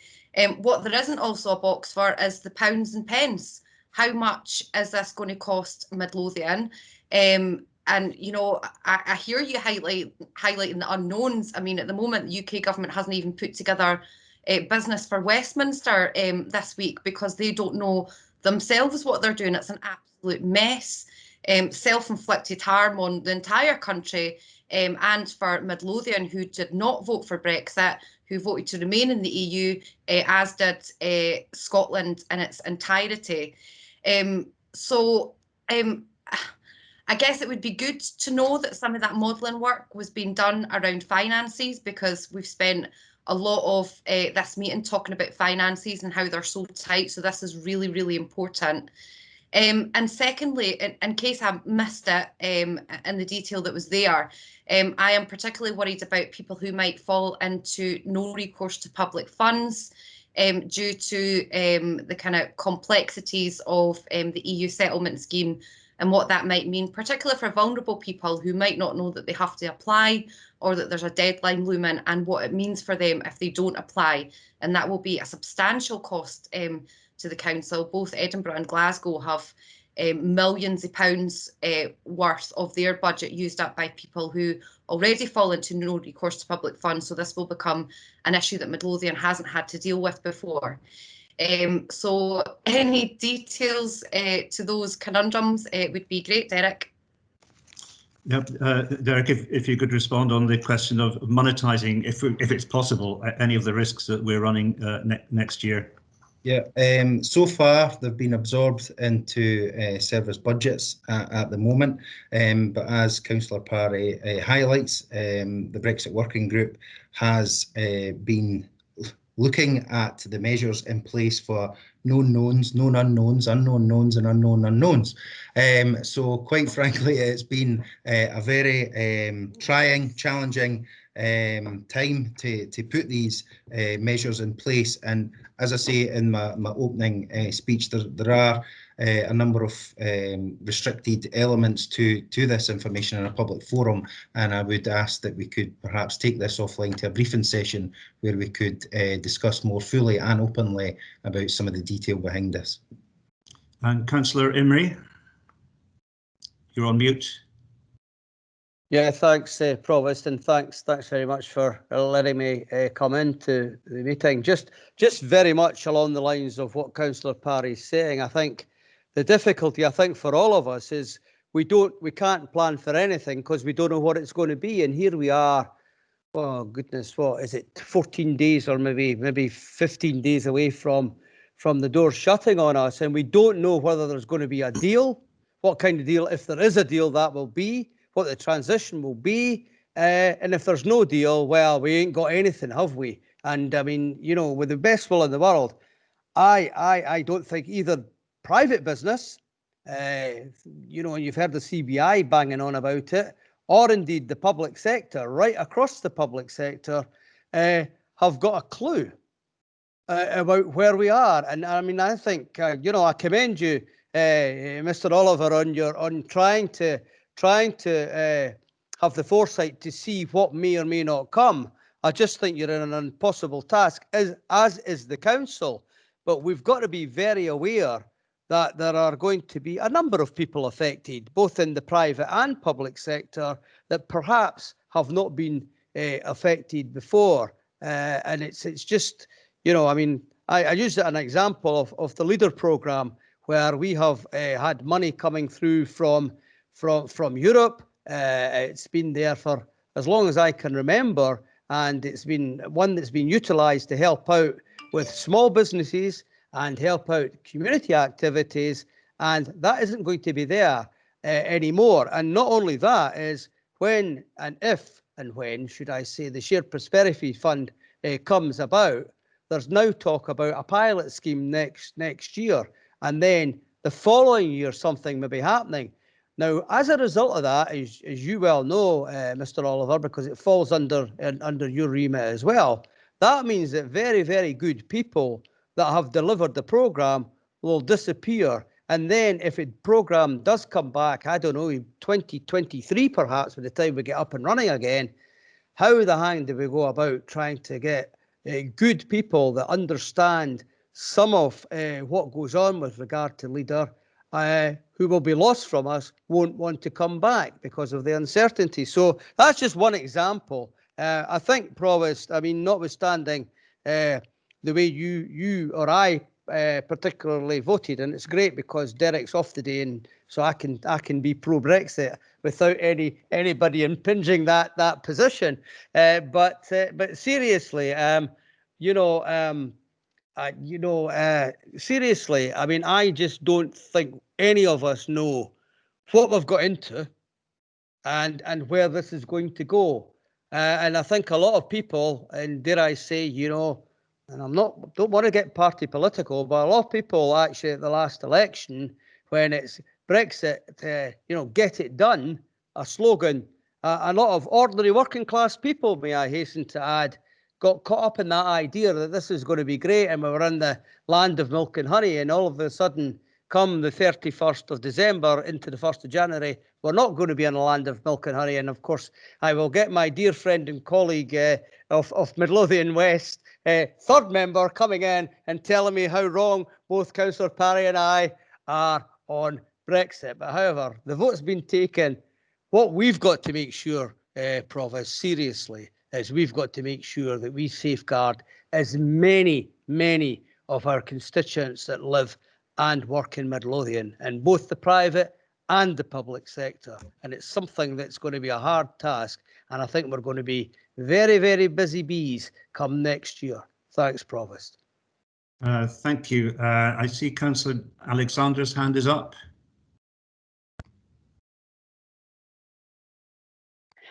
Yes, good morning, Provost. I just echo all the concerns that Councillor Parry and Councillor Imrie have just talked about. There's the financial worry, there's the grant worry that we all got from Europe as well, and I'm also worried about the nutritional facts on how are we going to ensure fresh fruit and vegetables, etc., to our young people. And yeah, I think there's a huge lot of things that we've got to concern ourselves. But yes, I'm looking to the school children and how do we provide nutritional meals to them with when a lot of the fresh food that we normally get from Europe, how are we going to replace that? I realise that there probably isn't an answer to that at the moment. Yeah, yes, thank you. I think the supply of Brussels sprouts is unfortunately quite comprehensive this Christmas, but who knows about the next one. Councillor Winchester. Thank you, Provost. I just wanted to come in and because I was astounded at what Councillor Imrie said, that working class people didn't know what they were voting for. My God, Russell, how can you decry working class people like that? How can you assume that none of them knew what they were voting for? That's a dreadful assumption to make. And especially someone in Labour who says that they're for the working class people. Other than that, I know we'll disagree on everything else. I'll let Councillor Imrie back in there because I'm not sure that's exactly what he said. No, thanks, Provost. It wasn't what I said. And for the record, all I'm saying is that people were caught up in the Brexit get it done. And I have to say that if you're sitting there and with no hope in your life, then that sounds great because it was going to be the land of milk and honey. And I will retain that position all along the way. There was an awful lot of people that actually got caught up in the whole thing. And you know what? It's not being delivered. That's all. Thanks, Provost. Well, we're kind of not here to rerun the referendum. We've got practical issues here in Midlothian and the question of a seminar next year. Can I have contributions to that point from Councillor Hackett? Yeah, thanks, Provost. I think that's what I really wanted to focus on was the impact to us here in Midlothian. I think we all know the national politics around this. I couldn't see one of the recommendations as a seminar. Do we need to have that passed by council? But I agree. I would like a discussion with Derek Oliver and his colleagues about what the impact is. Hopefully we get a deal, but whatever the new year looks like, I think we need to have a focus on what that means for Midlothian Council and what our role is in supporting our local communities, whatever the outcome of negotiations are. Thank you. Thank you. It's a briefing session, which I don't think requires any formal approval. Anyone contradict me if you think otherwise. Could I ask Councillor Alexander, whose hand is up, to contribute? Councillor Alexander? Sorry, that was a historic. Yeah, I wondered. Could we have Councillor Wallace? Yeah, thanks, Provost. Just to go back to what Councillor Imrie said, that the working class didn't know what they were letting themselves in for. I'll need to inform him that the people of Scotland knew exactly and voted against it in 2016 and again in 2019. They decimated the Tory party who had brought these let's get this done. They didn't want it done. So you're blaming the wrong people as a whole, Councillor Imrie. It should be in a certain part of the UK that voted for it at both times. Thank you very much, Councillor Wallace. And 30% of traditional SNP voters in Scotland voted for it too. Councillor Hackett. Councillor Hackett on mute. Thank you, Provost. Again, I'm not going to speak for Councillor Imrie here, but not once did he say working class people didn't know what they were voting for. That's not what he said in any way, shape or form. And I think for two opposing councillors to keep bringing that up is just poor politicking, in my view. I know, Russell, you can speak for yourself, but I'm not having your good name besmirched like that. Thank you, Provost. Can we, and also, Provost, can we get to the paper? Can we get to the recommendations? That is my desire, and I think there is an interest in, certainly in all of us having access to this briefing session. Thank you very much for the work that's gone in. Are there any further contributions, absolutely burning ones? Then we will have a briefing session next year, and we move on to item. Provost, Councillor Hardy's hand is still raised. I'm sorry, my screen has failed to show that. It has now been lowered. I apologise for interrupting. Okay. I accept that we sort of moved on, so I lowered it again. Thank you for facilitating that, Councillor Hardy. Medium-term financial strategy 8.3, Gary Fairley.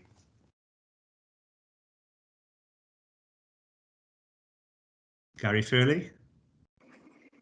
Yeah, Provost, members, good afternoon. The purpose of this report is to provide an update on the medium-term financial strategy and the position for the 21-22 and 22-23 revenue budgets. The report presents three recommendations. Firstly, that Council agree the recommendation of the Business Transformation Steering Group, and that Council agree the three strands of the corporate solution for the 21-22 and 22-23 budgets. Secondly, taking cognizance of the Scottish Government budget publication date, that Council rearranges the next meeting of Council and meetings of the BTSG as set out in the paper. The third recommendation is that members note the content, otherwise note the contents of the report. Section 2 sets out the agreement of the Business Transformation Steering Group of the 26th of October, and detailed on page 61 of the agenda is the three recommendations that arose from that meeting. Section 3 highlights that the pandemic has brought about a significant shift in the normal financial planning parameters and indeed timetable. Noting that the Scottish Government budget announcement is some 6 weeks later than that previously experienced, and given that council tax billing arrangements, it really provides us a window of 4 weeks from receipt of the draft settlement for the year ahead to council determining a final budget and setting council tax. So accordingly, to facilitate this, the report recommends that the next meeting of council is rescheduled and rearranged until the 23rd of February. The combination of having approved the medium-term financial strategy in June 19 and also the impact of the pandemic on council business has necessitated a different approach in respect of 21-22 budget. Accordingly, over the summer, a corporate solution was developed for consideration by the steering group. Section 4 of the report sets out the three strands of that in detail, and those are applying an increase in council tax, the impact of an in-year adjustment arising from the loans fund review, and also utilisation of the benefit of the prior year loans fund adjustment. At this meeting in October, the steering group unanimously agreed the three strands of solution and recommended those to Council. Council should also note that without agreement of the Business Transformation Steering Group recommendations, an alternative approach to securing financial balance for 21-22 would need to be considered quite urgently. Section 5 provides an update on the Scottish Government grant prospects, noting the Barnett consequences of the recent UK spending review and indeed UK Government pay policy. As indicated, Scottish Government budget and the related local government settlement will be published on the 28th of January, and it's also expected alongside that the Scottish Government will publish its own pay strategy for the year ahead. Members should note in terms of local government pay bargaining arrangements that trade union claims for the year ahead are anticipated this week, with indications that these will exceed the Council's current budgeting assumptions. Section 5.2 provides an update on financial flexibilities, and the report highlights that as these are clarified in terms of the quantum, they can both have a role to play in supporting the financial position for the current financial year as it evolves over the remainder of the year in respect to COVID costs, and also into the impact in terms of 21-22, given the range of uncertainties. Section 6 then goes on to provide an update on the review of net cost of services and what continues to a conclusion, with the aim of de-risking as far as possible the delivery of next year's budget.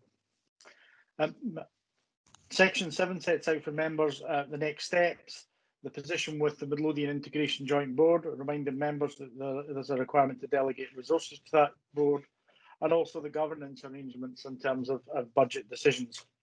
Provost, today Council is asked to consider the 3 recommendations which are set out on page 60. Thank you for that. Just a bit of housekeeping. I heard the date 23rd February for a council meeting to consider the government grant position, which comes on the 28th of January. My understanding is we might still have to have an emergency council. Is that correct or not? Just so that everyone can keep their diaries in order. So the date of 23rd of February is the latest date the council can be arranged to in accordance with standing orders. The very latest date in terms of determining council tax for billing purposes is probably the week after that. So the very latest that council could consider budget would be around about the Tuesday, the 2nd of March, if my memory serves me right. So I think until we actually have the grant settlement in January, whether or not there is a need for a special council meeting in addition to the arrangement meeting, we would leave that one sticking to the wall. Okay, thank you for that. And just in formal terms, although of course this has all come through BTSG, including the modelling principle of a 4.8% council tax increase, we don't actually fix the council tax until the dates that you just described, probably at the last council meeting in February that we might happen to have. In that context, I should say that for modelling purposes, my group accept what we're doing here. But if there are to be further relaxations of accounting principles, particularly related to PPP, PFI schools, which we've been arguing for a long time, maybe a question of looking at whether we should continue to be the highest taxed council in Scotland in terms of the council tax. I just reserve the group's position on that. Do we have other contributions?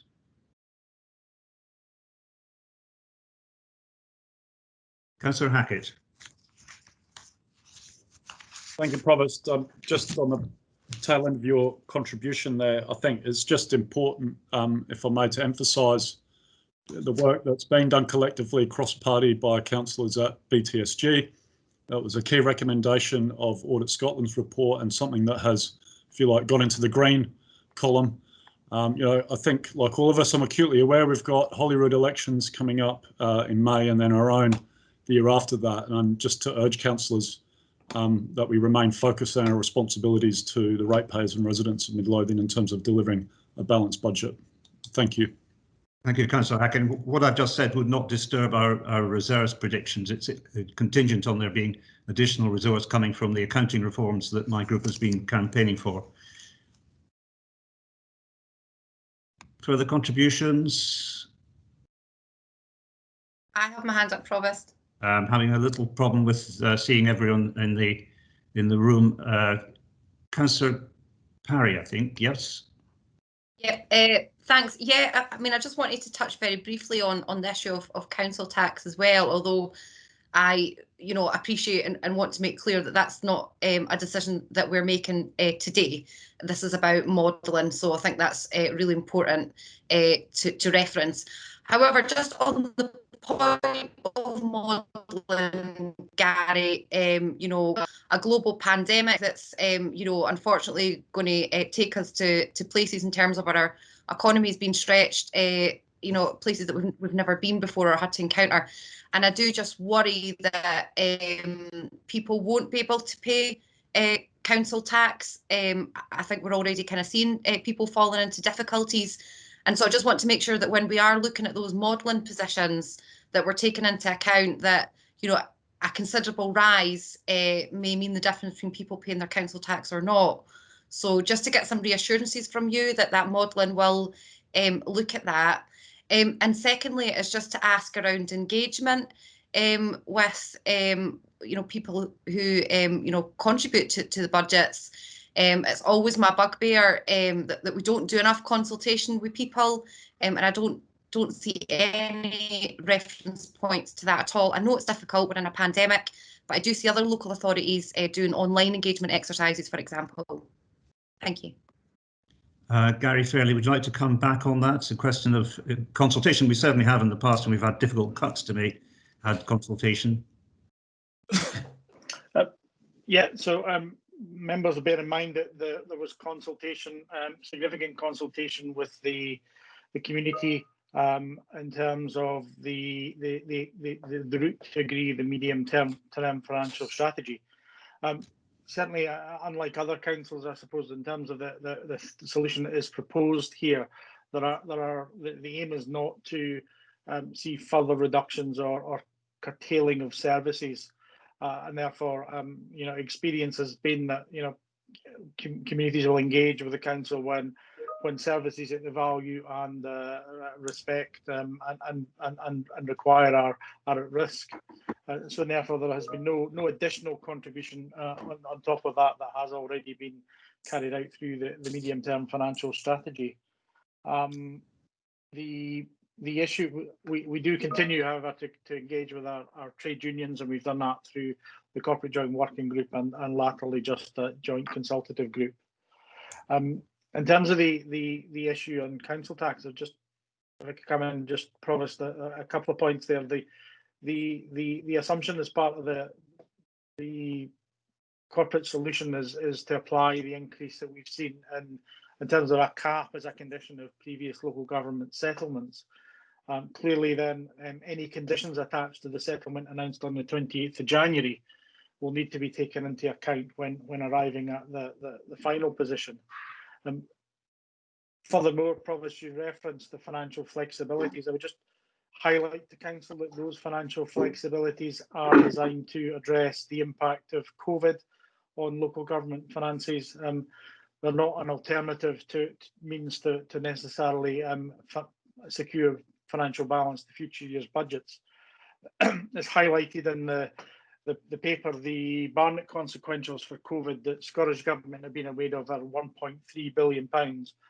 And I know that from the engagement that Councillor McGregor, the COSLA spokespersons, had with the Cabinet Secretary, there are concerns on both sides about that quantum and the impact on the Scottish budget in terms of COVID next year, and whether the consequentials are adequate. Therefore, there are undoubtedly risks into next financial year in terms of the budget around COVID, and I think the position would be that these financial flexibilities are retained for the purpose in which they are provided to address additional financial pressures this year in respect to COVID and into next year. In addition, the point that Councillor Parry made in terms of council tax payment, we've seen a drop-off of 0.9% or so in terms of collection rates. The position has remained relatively stable in the second half of the year, but we continue to monitor payment rates and again into next year as we start to see furlough schemes end and redundancies, etc., and the impact of longer term of COVID and potentially Brexit on the wider economy. We need to be mindful that there is a risk that needs to be monitored in terms of the ability to collect council tax. We budget that we will collect 97.5%. Sorry, 96.5% of council tax that is billed, and we've usually achieved more than that over the long term. But it's a position that we continue to monitor, and again, we'll reflect on that and also on the settlement in terms of conditions attached to that as we come forward to council and on the recommended date of 23rd February. Thank you for that. Once the Scottish Government opens the question of financial flexibilities, the principles of fair value accounting, and in other words, not over depreciating our assets, which has been going on for years. So I think it's going to be very difficult for them to revert, but I hear your words of caution. We have Councillor Hardy. Thank you, Provost.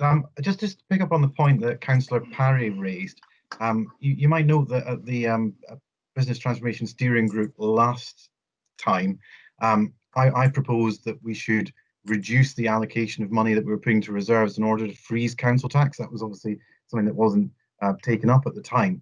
Now, obviously, that was in the pre-pandemic age, and it's worth noting that the medium-term financial strategy was designed in an era when we weren't dealing with a global pandemic, when there wasn't an economic crisis affecting large numbers of our residents, particularly at some of our least affluent residents, particularly with a lot of the jobs that are being lost in the economy. So perhaps if there is flexibility in the reserves or indeed in any of the money, that the first priority should be to consider freezing or having a smaller rise in council tax as possible, because we should always remember, all of us members of this council, that Midlothian has the highest council tax in Scotland, and that's not something we should be proud of. That's something we should be doing everything we can to stop increasing and to try and stop our residents in Midlothian paying higher council tax than their neighbours in Edinburgh, the Borders and East Lothian. Thank you very much. Councillor Hackett. Thank you, Provost. I'm sure we'll have further discussion around this on the day that we settle our budget, but if the 9-year council tax freeze showed us anything, it's wealthier households that benefit from that. It's a progressive tax, and wealthier households got a larger reduction in the council tax contribution that they made than poorer households, and those on lower incomes are the ones that tend to rely more heavily on council services. So I would urge us to be cautious about that discussion, but I'm sure we'll have that full debate early in the new year. Thank you. Thank you. And Councillor Wallace. Yes, thank you, Provost. Councillor Hackett likes to go on about this again. The reason it was frozen for so many years in the first place is because when Labour councils were left to their own devices, it rose by about 500% in some cases, in some areas. And guess who was hurt the hardest? Councillor Hackett. I'm sure this debate is going to run on. I'm conscious that Councillor Johnson's connection failed briefly. I think during the point at which Councillor Parry was suggesting that we should have consultation with the council taxpayers on their attitude to council services and to council tax itself. Councillor Johnson, is there anything you would like to ask, given that you had a little drop off there? No, that's fine. Thank you very much for filling me in. My colleagues have been filling me in on our email thing. Thanks. Good. Fine. We are asked, in terms of the medium-term financial strategy, to agree the recommendations of BTSG, to rearrange the meetings. No doubt Democratic Services will help you on that, and to note the report. I take it that we are all happy to do those things. Thank you very much. We're now coming close up to 1 o'clock, and I'm conscious that item 8.4, Treasury Management, is a rather problematic paper, and there is an amendment which I'm proposing from the chair, and I think Councillor Hardy will second, which I think has now been distributed by Democratic Services. I'm proposing that we have a break before we return to discuss this, but just for the information for those who perhaps struggled to find a second screen, the amendment is to delete recommendation D. That's the recommendation that would have approved the increase in our borrowing operational boundary, and substitute: the Council agrees to remit the report back to the Audit Committee in connection with an examination of Midlothian Council's Treasury management policy to be carried out by our external auditors, Ernst & Young LLP. In the interim, the taking of new investment or deposit positions with counterparties other than the Council's bankers or appropriate UK governmental agencies shall be subject to the approval of Council. Councillors will be aware that we councillors are responsible for the Treasury management operations of the Council, and therefore the special interest has to be taken in this matter. I'd like to leave that on the blackboard. If the Council prefers to have a full debate on this paper, then this could take some time, and there are many questions that would not be easily answered in the current situation. Can I suggest that we come back at 10 past 1 and resume on item 8.4? Provost Councillor Johnson's hand is raised. I don't know if she wishes to come. Johnson, yes. I have a very urgent hospital appointment and I must leave at 1:30. So I would prefer if we could discuss this paper now, so I know what's happening. I think it's important to me. So I prefer any recess was after this paper, but bearing in mind if it's a very lengthy discussion, I might not be here right till the end. Well, I'm prepared to accept that request, but that rather implies we have to finish the discussion in order to have a conclusion with you present by something like 20 past 1. Is the House happy to pursue the 8.4 item on that basis? Verona? Provost, I haven't circulated that. Do you want it circulated now? Yes, I think that would be helpful. I think you're also Councillor Imrie and Councillor Hackett have both got their hands raised. Sure, Councillor Imrie. Thanks very much, Provost. I mean, I'm going to have real problems if we're going to try and truncate something into getting finished by 1:20. I really do, because we're going to have to hear what's in that amendment. We're going to have to understand what the terminology that you are talking to is in that amendment. Then there'll be questions, no doubt, back and forward. And I was actually going to want a recess after we've actually seen the amendment, so we can actually have a think about the implications, etc. It's not an easy ask of us to be able to do it. And I feel really sorry that Councillor Johnson is going to have to leave us, because it's terribly unfair. But the difficulty is we're here now because we've had discussions on other items. And by the way, I'll put my hands up. I'm just as bad. But nevertheless, Provost, I just feel that it can't be done and given the due diligence in the right and proper way if we don't listen to the amendment, get the explanation about why it's there, and then have an opportunity to recess to have a good old think about what it means, what the implications are, etc. for the council. Because at the end of the day, the council is more important than any one of us as individuals, and I really do hope that we can get some resolvement to this. Okay, well, I'm trying to accommodate the sort of democratic principle that we should engage all councillors as much as possible on this subject, but I understand the principle. Could I hear from John Hackett? Yeah, of a similar vein, I'd be, quite sorry to see Councillor Johnson excluded from this debate, but we are where we are, and the implications of this amendment, I don't know what they are. I want to be fully aware of what they are. And if there is a change to our existing policy, it could end up costing this council quite a significant amount of money. And again, I want to know more detail about what that means in terms of delivering a balanced budget. So, I understand people's personal circumstances, but I think as a council, we need to have that opportunity to have a full debate and discussion. And here we are after 2 hours in front of a screen. In the mix of that, we need a break as well, I would suggest. Thank you. Can I just interrupt? And how about then, I think we've just been emailed the amendment. If we do have the recess just now, I'll give my views to my group, which might probably be incorporated into what others would be saying any roads. And then I wish you all the best for the rest of today's meeting. I would like to stay, but unfortunately, I need to go to St John's Hospital. Thank you, Councillor Johnson, for that useful compromise suggestion. So therefore, we'll have a break. Everyone will have a chance to read the amendment, which relates to the investigation of the Treasury management by our auditors, which I believe has been agreed by the Chief Executive, quite outside this motion. And we could certainly start with debating that. If the mood of the council is to accept the amendment, then there will not be the necessity of a long discussion of where we are. If, on the other hand, we prefer to have that discussion on incomplete evidence that is currently available to us, then that's the will of the council as well. So a break to consider the amendment leading up to, let's say, 1:15. The time has now passed a little bit, and then we can take up 8.4. Verona, are you clear as to how we're proceeding? Yes, Provost. Okay, thank you all. Item 8.4, Treasury Mid-Year Review Report.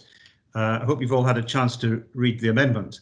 The amendment is an attempt to have a consensus as to how we proceed in what is quite an awkward, unexpected situation for the council. Right just now, as many of you know, there are many questions emanating from the Audit Committee which don't yet have answers. And if we attempt to debate why we need to have a standstill, as it were, on our Treasury activity, then there could be quite an unsatisfactory and inconclusive debate. On the other hand, I'm conscious that this means that we have to stop using the advisors link services in practice for a while we review our relationship with them and while we review the policy and the implementation of our policy. That's why the review has really three parts. One is remission back to the Audit Committee, where we are able to examine it in much more detail. And secondly, to bring in our auditors, Ernst & Young, so there's an impartial analysis of what happens. And that has already been commissioned, as I understand it, by the Chief Executive. The final part is a consequential part. We don't want a repetition of putting money with any counterparty that is in any way questionable. And therefore, for a brief period, a reversion to rather vanilla depository positions with a bank and with the Treasury would seem to be the most practical solution. So, as I say, if we are able to agree this way forward, then there won't need to be a very long debate following, because the thing will be remitted back. If, on the other hand, we want to have go through everything we think we know at the present time, that would be the second option. So I'd open the floor for discussions on the amendment. I think Councillor Hardy is prepared to second it. Councillor Hardy. Yes, Provost, I'm certainly prepared to second that motion, and I think all councillors should be fully aware that one of the things that we were criticised for by Audit Scotland just last year was for not taking a great enough scrutiny role over Treasury management. And I think this is a real opportunity for us to actually take that role and start scrutinising Treasury management, something that we've left delegated to the officers perhaps for too long, and something that we are responsible for and we should take a greater role and a greater say over. Councillor Emery. Yeah, Provost, unfortunately I'm going to, for all the right reasons, regretfully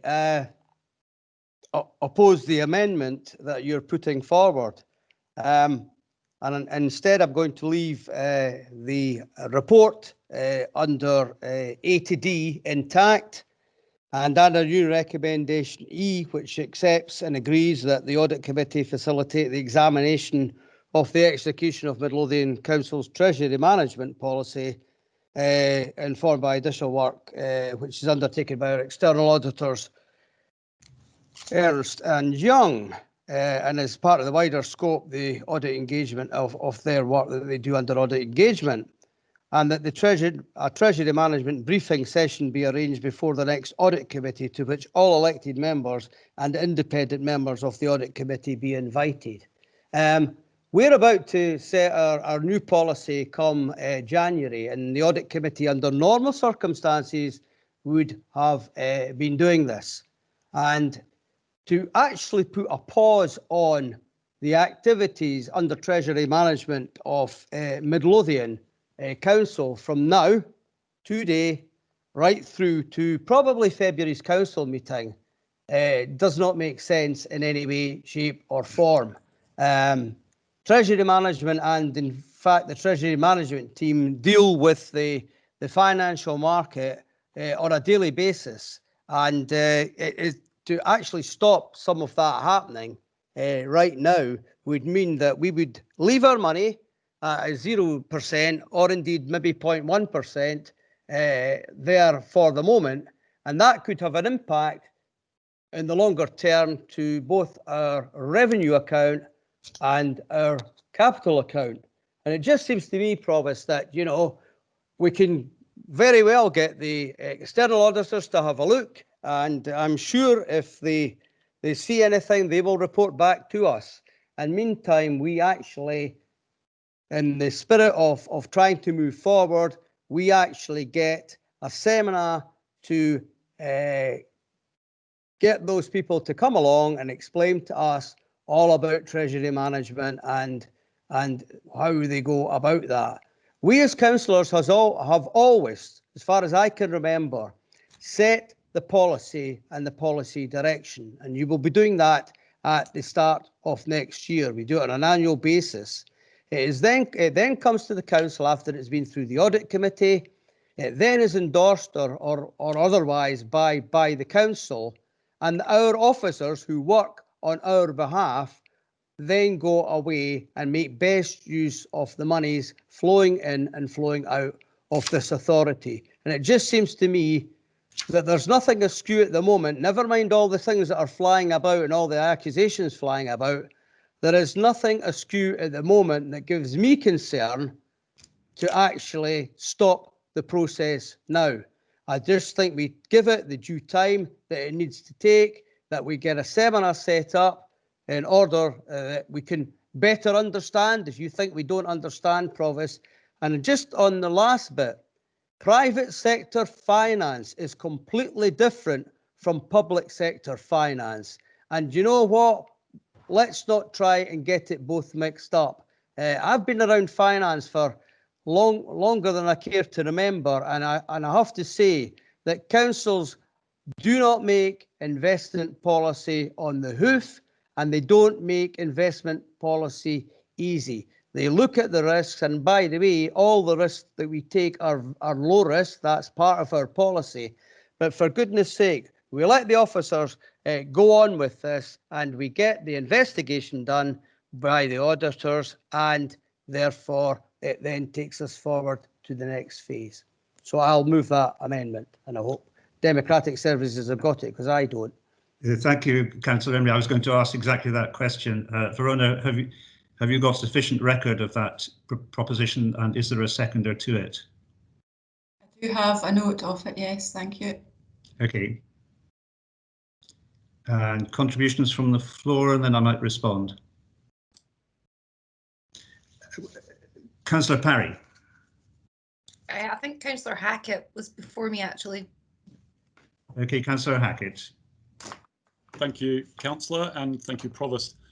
What I'm most disappointed, well, obviously when you hear about another council in a challenging financial position and that we have money invested with them, it's only right and proper that the Audit Committee raise questions about that, and if needed, to bring those back for full debate here at the council. But frankly, Provost, I'm utterly appalled at how you have politicised this.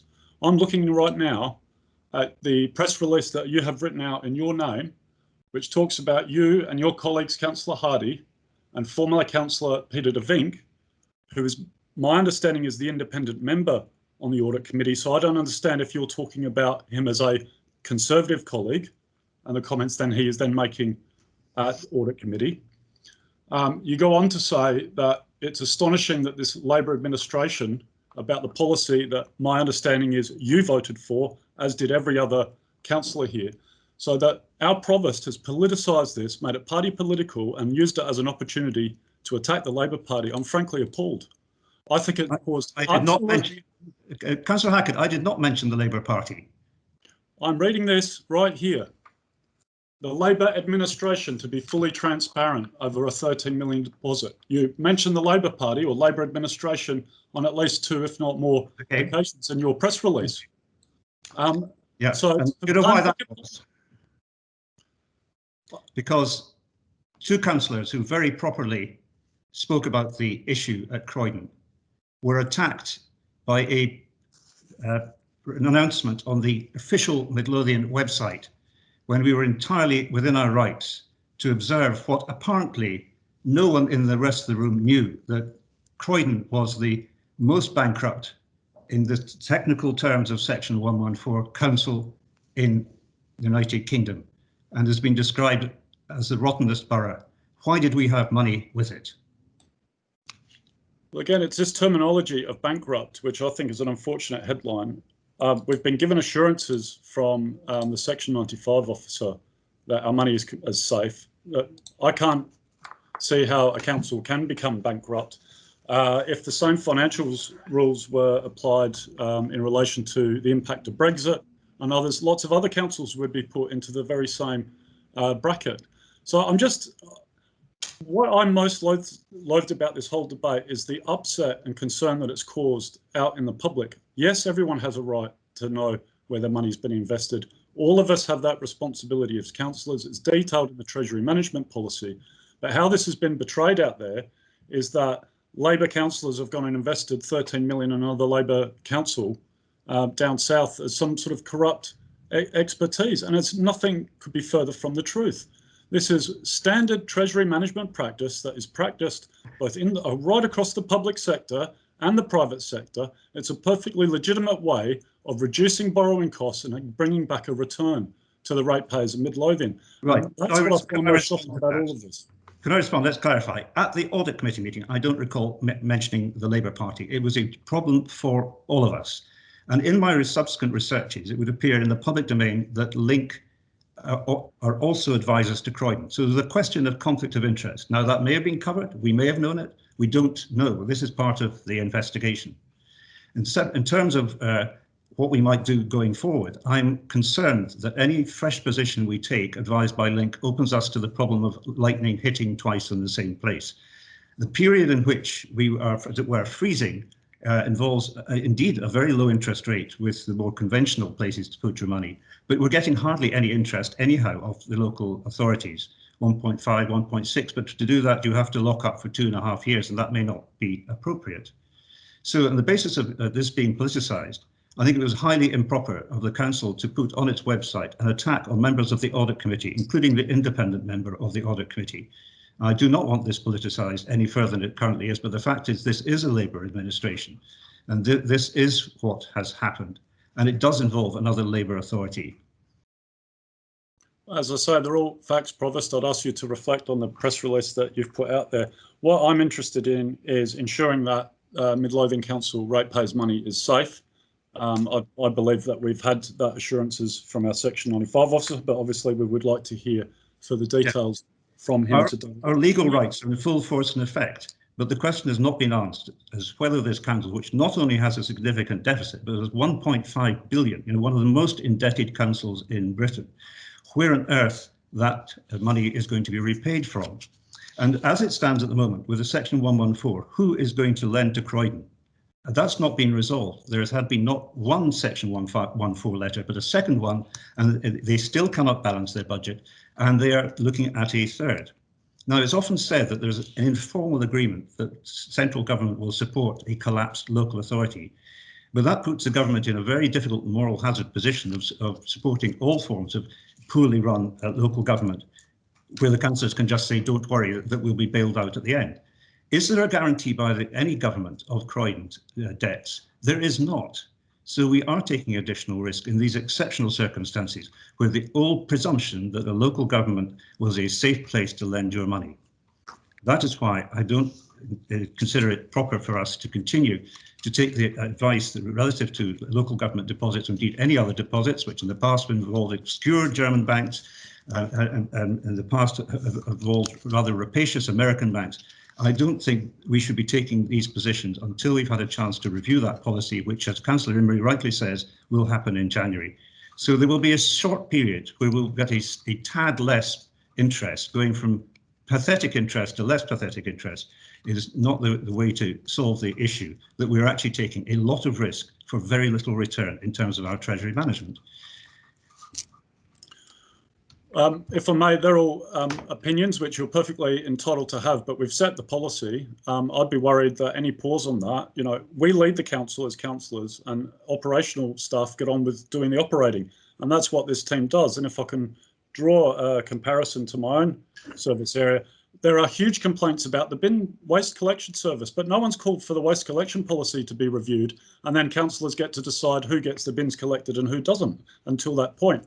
Well, Councillor Hackett, it is indeed about our policy. Our policy was explicitly low risk, and it's the independent chair of the Audit Committee has drawn attention to the fact that this does not appear to be the case.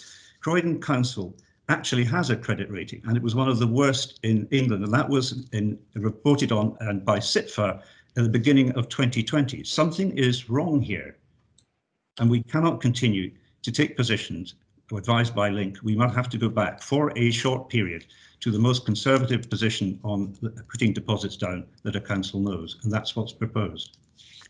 Excuse the pun there, Provost. I'd like to propose second Councillor Imrie's recommendation that, as is the Chief Exec has already been advised us that EY will already have a look, and we could ask that get done quickly. I just don't want to hamstring or have the Treasury Management team hamstrung to deliver, albeit small returns, are still important to ensuring that we deliver a balanced budget on behalf of ratepayers.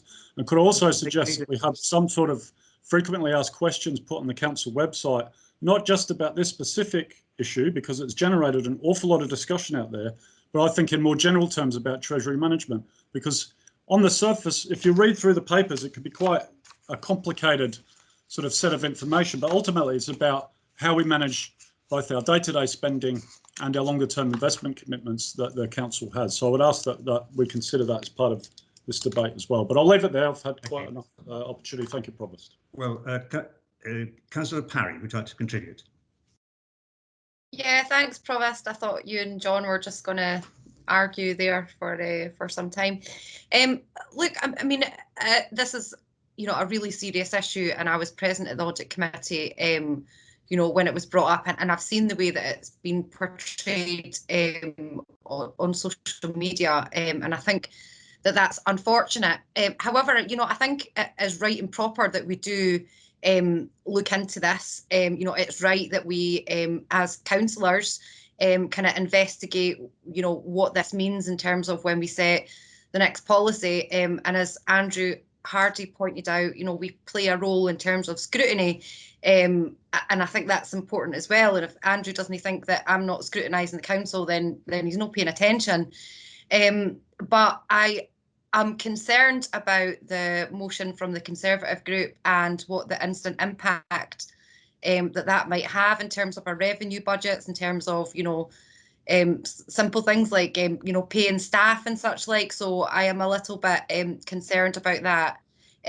However, I do note, you know, the amendment coming from the Labour group and the administration, who are kind of themselves saying, you know, this is really serious and concerning and we should look into it.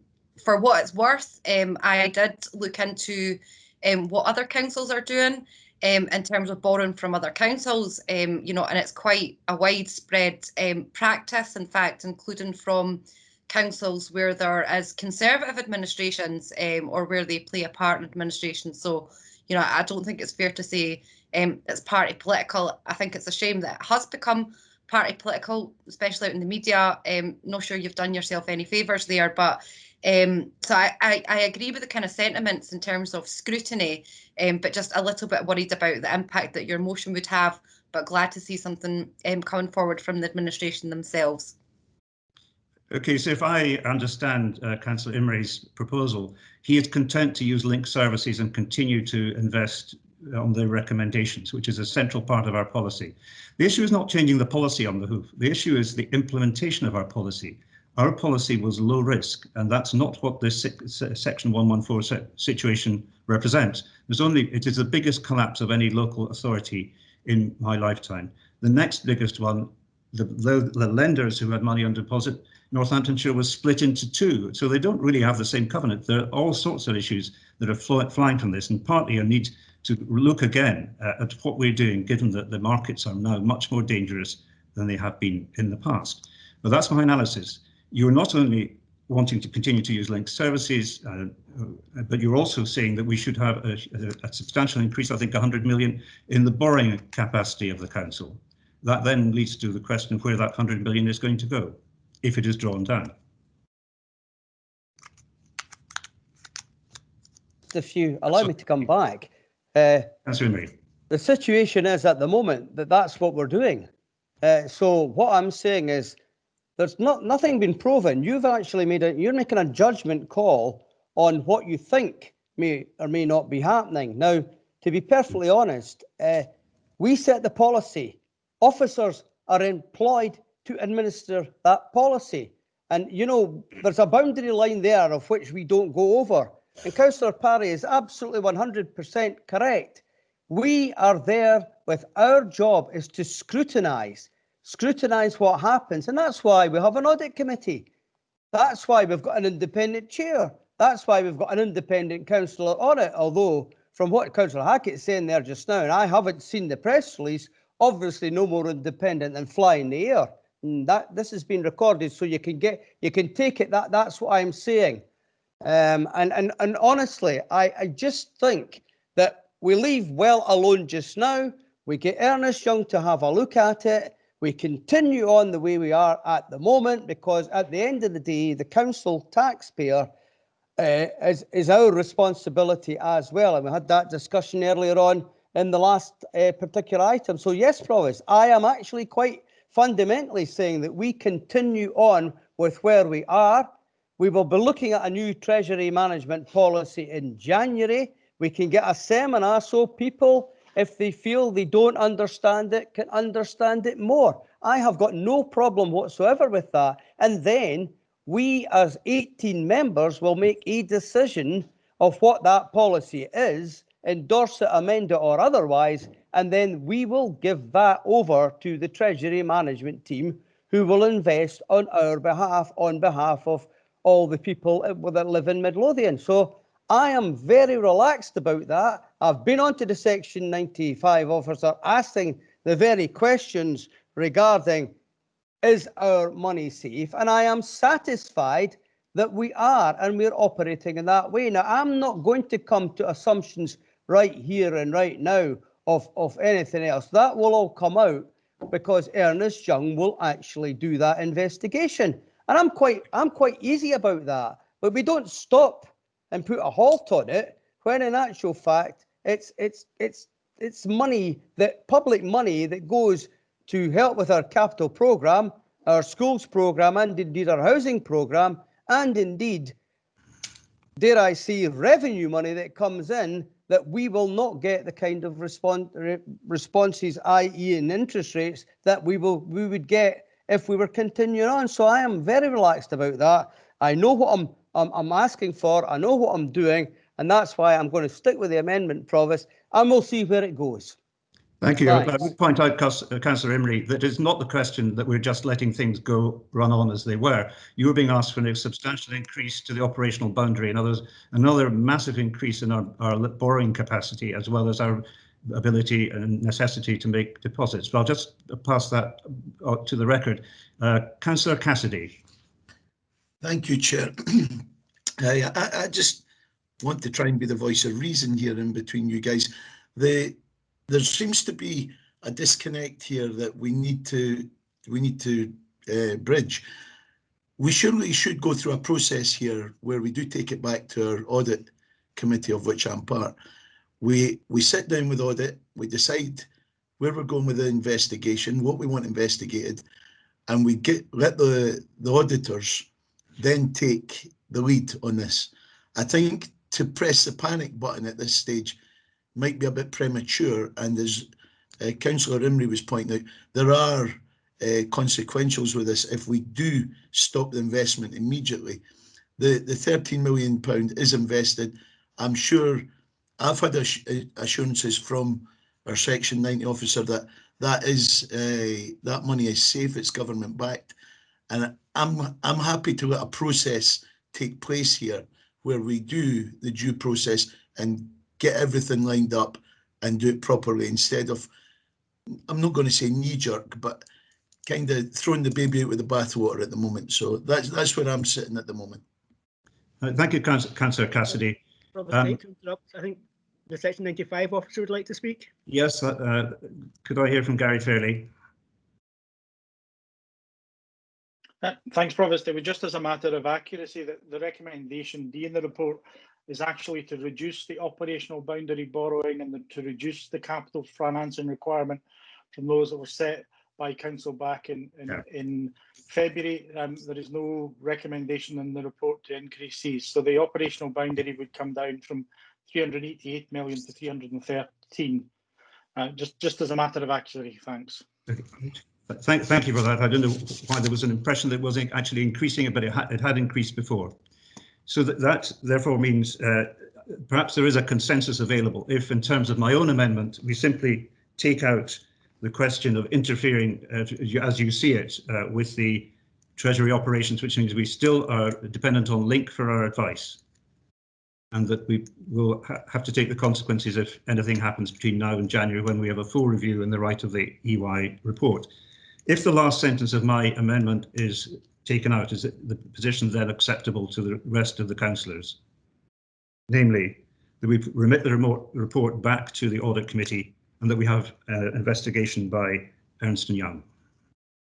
quite happy with that, Provost. But the other part of my motion is that we have a seminar for all of us, including your external colleagues as on the audit committee, so that we can better understand.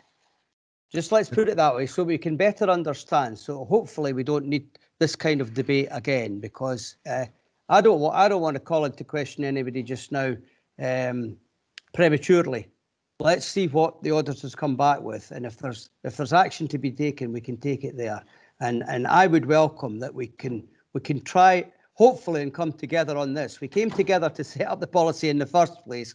Let's see it through to January and then to the council in February. And if you're quite happy to bend on that one, Provost, then I'm quite happy to bend the other way as well. Bob, I don't know. Councillor Hardy's got his. I'm not happy. I'm not happy. You're not bending. Okay, you're not. I'm not saying you're happy. Sorry, you're content. You're content, Councillor Provost, and Councillor Hardy's going to do the Rottweiler stuff, is he? Yeah.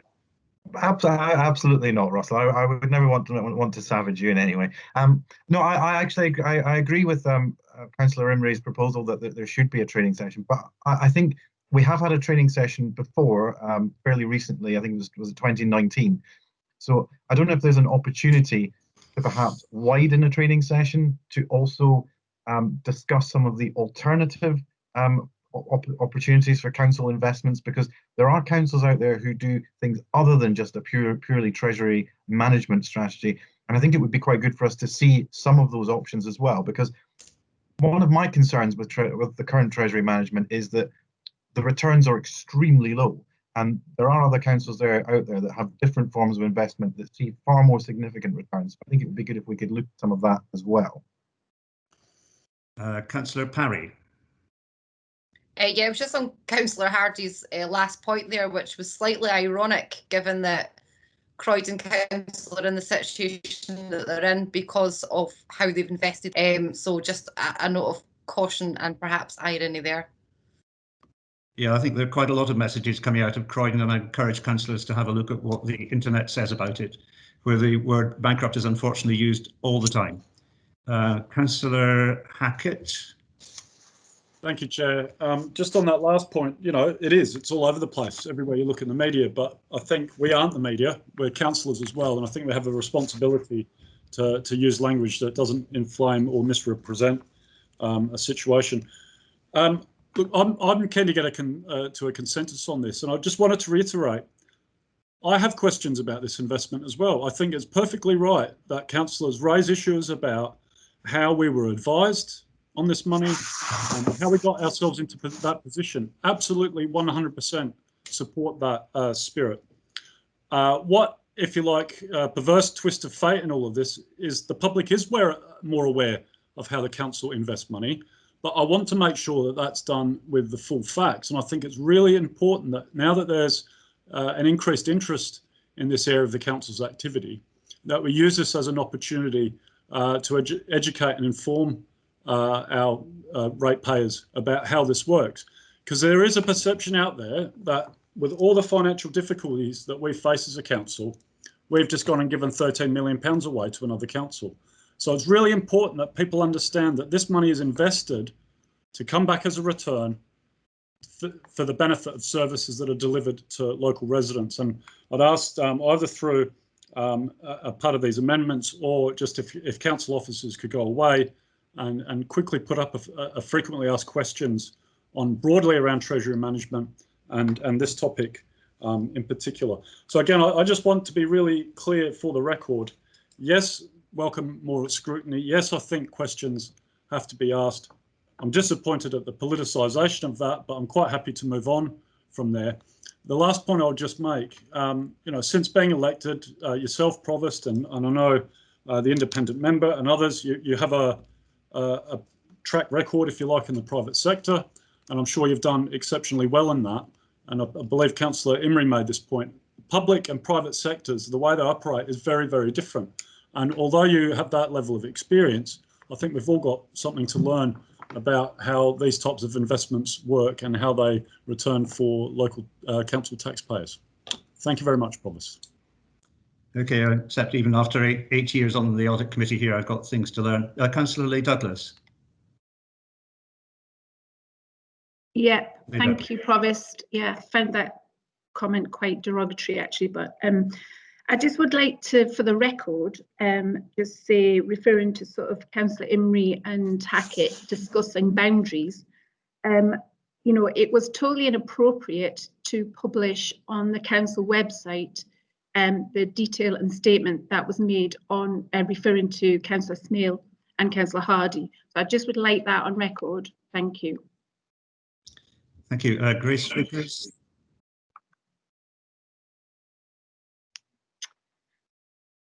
Thank you, Provost. I just wanted to make a point just about language that's used, if that's okay. So I know a couple of people have referred to investigation. Actually, what we're talking about with our external auditors is the terminology which is called a wider scope analysis. So if we could ask, please, for the minute that we use the terminology that's appropriate for the work that will be undertaken, if that's okay. You may think I'm being pedantic around this, but with financial matters, I think it's important that it's there. Sorry about that. Thank you for that. Well, in this matter of the wider scope analysis, I think, strangely, Councillor Imrie and I, despite the earlier ding-dong, have actually come to virtually the same position. Now it's been clarified that we're not actually, despite the growth of Midlothian, we're not seeking, this paper is not seeking an increase in the borrowing capacity of the council. And we are to have a seminar, and it would perhaps be better if it wasn't, as the last one is very heavily involved in link. It perhaps involves Ernst & Young or other experts who can help give us fresh perspectives on what the options the council actually has. Democratic Services, are we in danger of coming to an agreement on this subject? Yes, Provost, just for clarity, Councillor Imrie's amendment suggested a briefing, but yes, you've referred to a seminar. I take it you mean a briefing. Briefing, because that's less formal. Yes, okay. Does anyone want to have a vote? I don't think we do. Are we all agreeable after this tumultuous week to go ahead? Thank you, Councillor Imrie. I think that's agreement, and we all should take a very close interest. Each councillor is part of responsibility for Treasury management, so this is not purely a matter for the Audit Committee, although it will be looked at particularly by them. Can we now move on to item 8.5, Town Centre Fund Capital Grant? Kevin Anderson, page 73 of 247. Kevin. Thank you, Provost. Derek Oliver has authored this report and will speak to this. Thank you.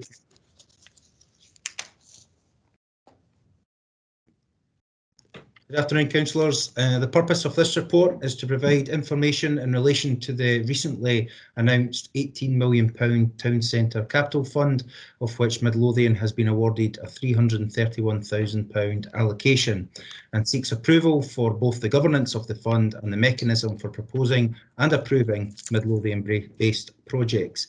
The conditions of the grant are outlined in section 3.9 of the report and appended documentation. The process for identifying project proposals is outlined in 3.10, and it comprises the first tranche will be from eligible projects from the General Services Capital Plan. The second tranche will include the applicants of the previous Phase 1 programme that were unsuccessful. The third tranche will be for any remaining funds to be subject to public consultation to attract new eligible capital projects. Expressions of interest will be considered by a project group. Projects that best fit the selection criteria will be shortlisted by that group, and then recommended projects will be submitted to February Council for final approval.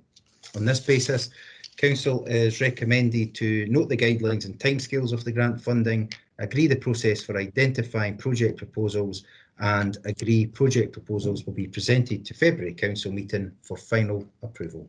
Thank you. Thank you, Derek. Previous initiatives of this type have had very tight timescales, and we are being forced into sort of shovel-ready projects. And I just wonder if there's additionality here, or whether we're in fact just using this fund to do stuff that would have come out of our capital expenditure programme anyhow. Yep, so that's that would be considered in part of the first tranche because of those timescales. However, the difference here I would suggest is that we constitute a project group comprising senior officers from across various services within the council, and also invite an elected member, that being the member with the Communities and Economy portfolio, invited to attend that. We can then go through those eligible projects and then come back in February for Council's final approval. Thank you. Councillor Parry. Thanks, Provost. I just wanted to ask Derek, I'm not quite sure how the best way to do this is, but what I'm very mindful of is to learn some lessons from a proposal going up on the council website to per se shut Roslin Glen, for example, before that went for funding approval. So I know that these are going to come to council in February, but I think when we get to the process of shortlisting, it would be good if all councillors were kind of given a heads up or a sight, just to kind of weedle out things which are just plain stupid, like that proposal to close those roads, in my opinion. So yeah, if you could kind of work something like that into the timetable, that would be really helpful. Okay, thank you. And Councillor Emery. Yeah, thanks very much, Provost. That's taken as read. I think the answer to that is lessons learned. Don't think any of the 18 members knew about it, so I'm not trying to get out of jail here. None of us actually had a clue. So, you know, lessons learned, we move forward, and, you know, I'll give an undertaking, and so will Derek Oliver, that we will go through the due process and keep all ward members, all 17 members, or indeed 18 members will be included. So if there is anything that sticks out there that doesn't look right, you can at least ask the questions, get an explanation, and then if you want to pursue it, then it can be pursued. But it'll be all done transparently. You can I'll give you that assurance for the record right now, because there's funds come in there, and Derek Oliver's right. We've got to get out the door as soon as we can, because we don't often get these funds. Unfortunately, on the last occasion, Sustran are the people that sit there with the fund. They get it from Scottish Government. We don't. I mean, if it had come to us, we would have had a bit more time to deal with it. We didn't. So that's just the nature of the beast. So I'll give you that. Sorry, Provost, I'm rattling on. Sorry, it's been a long day. I've not had my lunch yet. I would point out we're on page 73 of 247. I know, but well, honestly, we'll go jolly quick when we get going. Honestly, so that's that assurance. Sorry to every member, but sorry, Councillor Parry's question is appropriate. Thank you. Do I take it that we note the guidelines, agree the process, and agree project proposals in due course in February, as recommended? Hooray! Great. 8.6. Voluntary sector grants. Joan Trinent. Yeah, thank you, Provost. Pauline, I'm sorry. That's okay. Pauline, Councillor Winchester. Sorry, I was just going to say I want to declare an interest, as I'm sit on the board of one of the unsuccessful people in this paper. Yes. So I'll nip out with. Yes, and Margot Russell, I think, already has indicated that. Could Democratic Services arrange the choreography? Yes, Provost. Fine, and then could I hear from Joan Trinent? Okay, thank you. Council is asked to approve the voluntary sector small grant awards for the period of 2021-2022 as detailed in Appendix 1. Also to approve the remaining provision in 2019-2022 of the voluntary sector grants programme to be allocated by an additional round of poverty funding to address the impact of COVID. To approve the formation of the grants panel for the poverty funding to include representation from elected members, the community and third sector, and delegate responsibility to this panel to make awards. And finally, to acknowledge that due consideration is given to the requirement for voluntary sector funding beyond 31st of March 2022. The report is requesting Council to approve the voluntary sector grant awards and the variations to the administration of the grants programme. As a result of COVID pandemic, there's an urgent need to address the emerging financial difficulties. Therefore, the report is seeking to have the remaining allocation of the 2019-2022 grants programme of £123,676 distributed via an additional round of poverty funding. Councillors will be aware that in 2018 the Council approved the new small and large grant scheme, and that attached is Appendix 1. Finally, the poverty stream of both the large and small grants has been undersubscribed every year, and at the Council meeting on the 25th of August 2020 it was agreed that PB poverty budget for 21-22 could be allocated using a small grants approach alongside revised outcomes for the poverty stream. A round of poverty funding took place in September 2020 with responsibility for the awards delegated to the grants panel that included representation from elected members. The criteria, guidance and conditions of the grant will remain the same as those used for the 2020 allocation of the poverty funding, with a minimum and a maximum of 5,000 to 20,000 respectively. Timelines are highlighted within the report. I'm happy to take any questions. Yep. Thank you. Councillor Parry. Thank you, Provost. 2 points to make from me. Firstly, is on the grant funding themselves. I've got an incredibly angry email from Rosewell Development Trust about their non-award, and Councillor Winchester alluded to that just as she was leaving there. So I'd like to know what happened there, because their view in terms of the evidence requirements is that they put forward a strong case in terms of evidence. They were only asked once for further information, and they feel like that they followed that up to the best that they could. And secondly, just kind of a more general point about PB. It's so disappointing to see the council not making progress with PB, particularly when at a time when more people are online, more people are engaged with their local authority and participating in democracy. So I would really like to see something come forward soon about our progress on PB. I did ask in a previous council meeting and was told there would be a paper to the October meeting. I know people are busy, so you know, I'm not bashing anybody for that, but it would be good to see kind of plans coming forward. Thanks. Thank you, Councillor Parry. Joan, it may be difficult for you to comment on individual cases, but if you could respond as far as is proper. I'm afraid I don't see the invites that come in relation to the grant, so I would, if you could forward the email, Councillor Parry, then obviously I will pass it on to the relevant officers and we'll get a response for you. And as already discussed earlier this week, you know, PB is very much on our agenda, and we will be bringing something in the new year in relation to how we're pursuing that. So appreciate your comments. Thank you. Councillor Imrie.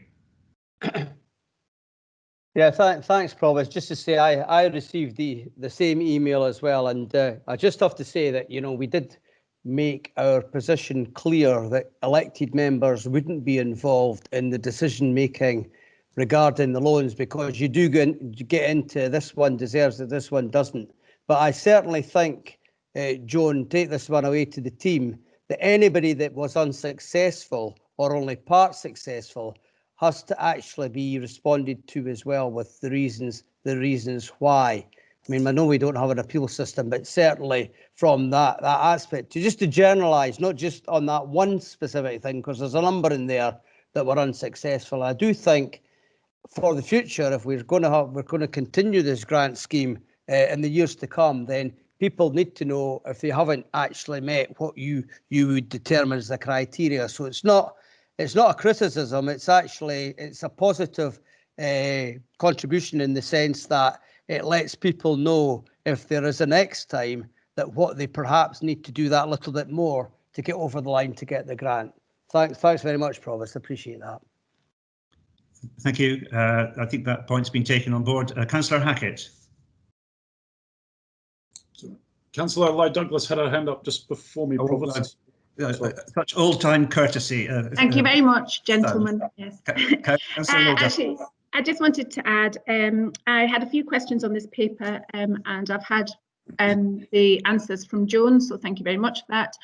I just wanted to, you know, I was the elected member that sat on the cross-party group for the poverty grant, And I would say it took us a long time to go through that process. And in fact, I think it was a very worthwhile process having elected members on that, because we scrutinised that, and John will probably tell you that we spent many hours doing it. So I thought it was a very worthwhile event. Thank you very much. Thank you for that. And Councillor Hackett. Yeah, it's just in relation to the questions about the involvement elected members had, like Councillor Leigh Douglas, I thought it was a really worthwhile exercise. I thought councillors brought a lot of local knowledge to the process. I could give that assurance to the rest of the council that, you know, it was a points-based system, and we went back and reviewed that to make sure that, you know, there wasn't any imbalances in that process. So, as is often the case, if there's more people asking for the money than what is available in the pot, some people will miss out a part of that. And I think Councillor Emery mentioned, you know, doing the follow-up, that's really what counts. You know, if people aren't successful this time round, doing the follow-up with them and giving them suggestions and advice on what they could do next time. I don't want to overstep my boundaries here, but it talks in one of the recommendations to have a panel set up again, and I would welcome the opportunity to work with Councillor Alexander and Councillor Leigh Douglas again, if other members would be minded and if they'd be willing to accept that nomination. Thank you. Great. Thank you. Pleasing to see cross-party working yet again in Midlothian. Councillor Alexander. Councillor Alexander. Yeah. Yes, I'm here, Provost. Yes, I would just like to reiterate what Councillor Leigh Douglas and Councillor Hackett said. We all worked together as a cross-party working group, and we spent many hours on this. And I think that we agreed mainly on everything. So yes, it was a good piece of work. It was a privilege to take part in it. And I would say, yes, I would work alongside Councillor Hackett and Leigh Douglas doing this again. Thank you for that. And Councillor Curran. Thanks, Provost. Just a comment, really. I know there's not any applications from our community groups in our most deprived areas, being like sort of Dalkeith, Woodburn and Birkenside. Is there any particular reason for that? Do we engage with community groups from organisations from these areas? Ooh, that's a fast ball. I'm sure there wasn't any intentional bias in the selection here. Has anyone got a grand theory? No, I'm absolutely not suggesting that at all, Provost. It's just just probably going forward. Yes. If we need to engage on the blackboard. Councillor Hackett. Yeah, thank you, Provost. That did feature as part of our discussion in the group, and I think it was acknowledged by the council officers that we worked with. Historically, that's been the case. And the reason why in fact, the 3 elected members were there is because the poverty stream has been undersubscribed in the past. So if you like, if we cast our minds back to how that group was established, it's because as a council, we didn't think it was effective. So we had asked council officers to work with the local community groups to try and encourage folk to come forward with some other proposals. There were some from Woodburn, and again, I don't want to go through individual sort of examples. I don't think that would be appropriate, but I'd like to see some better quality applications coming through, and some from more smaller local groups rather than maybe the traditional larger ones. I will highlight one of the groups that are listed in the ones that have been successful, only because I know of them in our ward, which is the Mayfield East Houses Development Trust, and their proposals to set up a sort of food cooperative / sort of food bank. And it was excellent what they were able to describe in their application. And you had faith that they were going to be able to deliver it because of their track record. So I think all of us as councillors, if we have organisations like that in our community, it's, you know, if you can, bringing them into contact with council officers and saying if there's even opportunities to work cross wards, or you know, maybe a smaller group, a bigger group helping out a smaller group. But it's really important this money gets delivered, because it is meant to be tackling poverty out in our communities. Thank you. Yeah, I very much agree that we shouldn't just passively sit back and wait for applications, but actually encourage people to know about this and to apply to the council and be part of the process. Thank you. I think that therefore I think is approval and acknowledgement in terms of the paper. John Trinenti, you content? Thank you very much for your work and the work of your team. And we now move to 8.7, the SHIP, the Strategic Housing Investment Plan, which Simon Payne has worked on. Kevin Anderson. Thank you, Provost. This report seeks members' approval for submission of the Strategic Housing Investment Plan 21 through to 26 to Scottish Government. At November, Council passed their members agreed to the consultation for the local housing strategy, and that includes a housing needs and demand assessment across all tenures in Midlothian. And this, the investment plan, is essentially a resources bid to Scottish Government, as well as for our own capital planning purposes. Due to the lockdown effects, we have experienced an average of 6 months slippage in our housing programme. This annual submission, however, is a lighter level SHIP as requested this year by Scottish Government due to the continuing COVID-19 impacts. The SHIP itself details the housing supply and investment in section 3.5, 3.4 in terms of housing types, and the report is in relation to the 5,000 applicants that we now have on our waiting list. It also addresses the needs in specialist provision, energy efficiency and fuel poverty, as well as housing conditions and placemaking generally.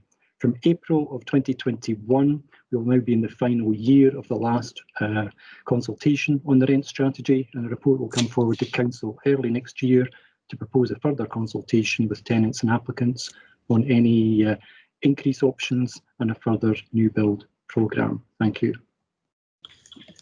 Thank you for that. Can I have... Sorry, Provost, can I interrupt? Yes.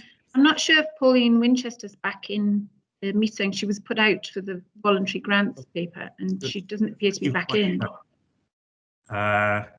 Democratic Services, can you help? I have invited her to rejoin the meeting. Yes, she's on as I scroll down.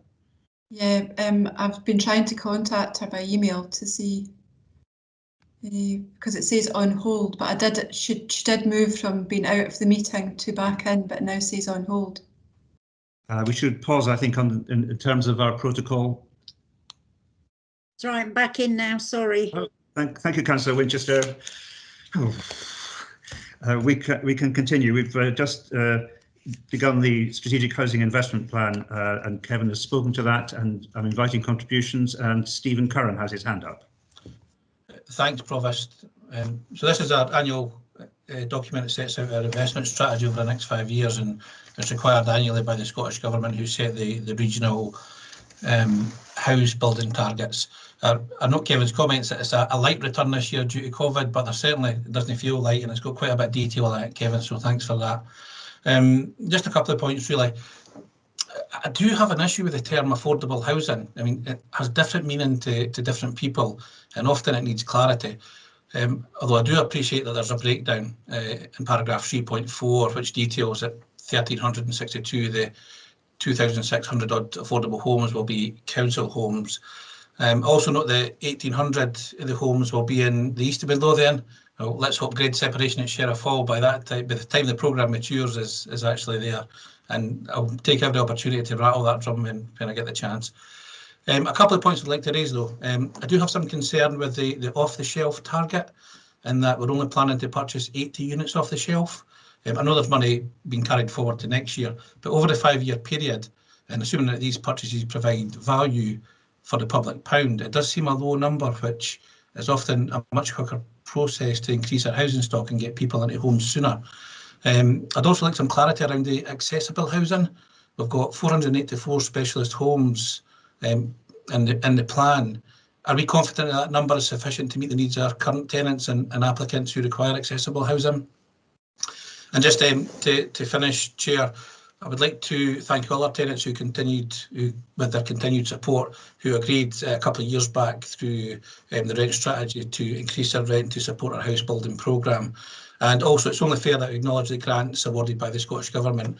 Excuse me. And in the case of this investment plan, we're talking about £130 million worth of grants here that's required by both the council and the registered social landlords to to deliver these homes. That does come with a health warning note. You'll see on page 124 that the level of grant funding required to deliver these numbers greatly exceeds the stated funding that's available. But I do know officers are working closely with the Scottish Government and have been successful in the past in securing additional grants. So I'm not overly concerned about that, but I just thought it was worth highlighting that. Thanks, Provost. Thank you. I see interest from Andrew Hardy. Councillor Hardy. Thank you, Provost. It was just to pick up on the mix of the tenure types, because I noticed that out of the 2,100 odd houses that we're talking about, only 30 are for low-cost home ownership. I just find that a bit disappointing that it's such a low figure, because I mean one of the disadvantages a lot of people have that in Midlothian is that our house prices are significantly above the average in Scotland, and indeed even the cheapest new build houses in Scotland are now around the 200,000 mark. So it concerns me slightly that we're not offering enough opportunities out there for low cost home ownership and some of the various schemes that can be out there, shared equity, shared ownership. And if there's anything more we can do to assist people actually to get on the property ladder, because while it's great that we support people with mid-market rents and affordable rents and things, I think we also need to be aware that there's people in Midlothian who wish to own in Midlothian, and perhaps their inability to do that is pushing them into the rented sector, when if we had more opportunity for low-cost home ownership, we would certainly meet their aspirations better. Okay, question on the diversity of housing provision. Kevin Anderson. Sure, thanks, Provost. I'll pick up on Councillor Curran's points and then on to Councillor Hardy's. So in terms of our purchasing power over these past 2 years, we've purchased 67 properties, and certainly we think the 80 target is certainly within reach. But in terms of the last iteration, I think it was of housing programme update to council, we were given additional governance to buy as opportunities became available. So there's no limit essentially in terms of the numbers relative to the funding available clearly from the HRA. Picking up on the affordability point, that will be something that we do address in the rent strategy paper that needs to come forward to council new year. But certainly there is a formula averaging about 25 to 30% of household income being what is spent to ensure that rents or housing costs in their general tenure terms are affordable, and we're within that in terms of our own housing provision and largely across the other sectors that operate within Midlothian.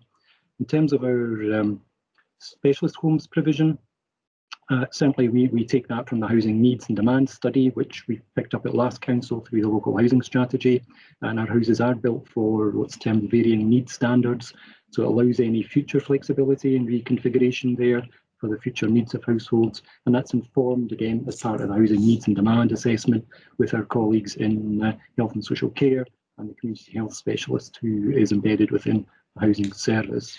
To turn to Councillor Hardy's points in terms of low-cost home ownership, certainly those numbers are minimal. We do encourage, albeit we don't ourselves provide or build shared equity or golden share, as I appreciate he's familiar with, but we certainly do encourage and support that through the funding bids to Scottish Government for our Housing Association colleagues to deliver, and they do. And that is part of our housing options in terms of the assessment for any housing applicant who comes forward and presents to us for housing advice and assistance. So in terms of the SHIP itself, we continue to encourage and develop those options across the other sectors beyond social rented housing also. Thank you. Councillor Parry. Thanks, Provost. I just wanted to agree with what Councillor Curran was saying around the amount of properties that we've bought. I'm a bit disappointed to see those low numbers, so I think anything we can do to pick up the pace on that would be helpful, particularly 3 and 4 bedroomed houses, which is certainly what I get contacted about the most. Lots of families living in overcrowded conditions, so if there's a priority in terms of purchasing, that would certainly be useful going forward. And the second point is well related in a sense, but we know from the last economic crash that there was an increase in people's houses being repossessed, and I wonder if we're being proactive enough about that. So it's my understanding that we only purchase houses when the repossession notice has been served. However, I'm aware of a few cases, one which I've dealt with myself, where they inquired to the council about the council buying the property before they got to the point of repossession, and they were told that the council doesn't do this. So, you know, I don't think that we should be, you know, actively pursuing anybody who's in debt to kind of buy their house, you know, at a reduced price or anything like that. But I do think that we can be proactive where people are in such a financial state that they know that repossession is imminent. Kevin Anderson. Yep, thank you, Provost. So in terms of Councillor Parry's first point, yes, we are in continuing and regular discussion with developers, looking at, again, other opportunities, what we call a turnkey position. So once they're built, we just purchase those. So there are a few developments across Midlothian where we're having those discussions and indeed negotiations that moved on from that, so that we can achieve that addition to the stock. Relative to the mortgage to rent scheme, which is a Scottish Government-led scheme, access through Citizens Advice Bureau, albeit it is about the acquisition of the council of these properties, so the previous owner remains a sitting tenant. We set aside and have ring-fenced provision for that.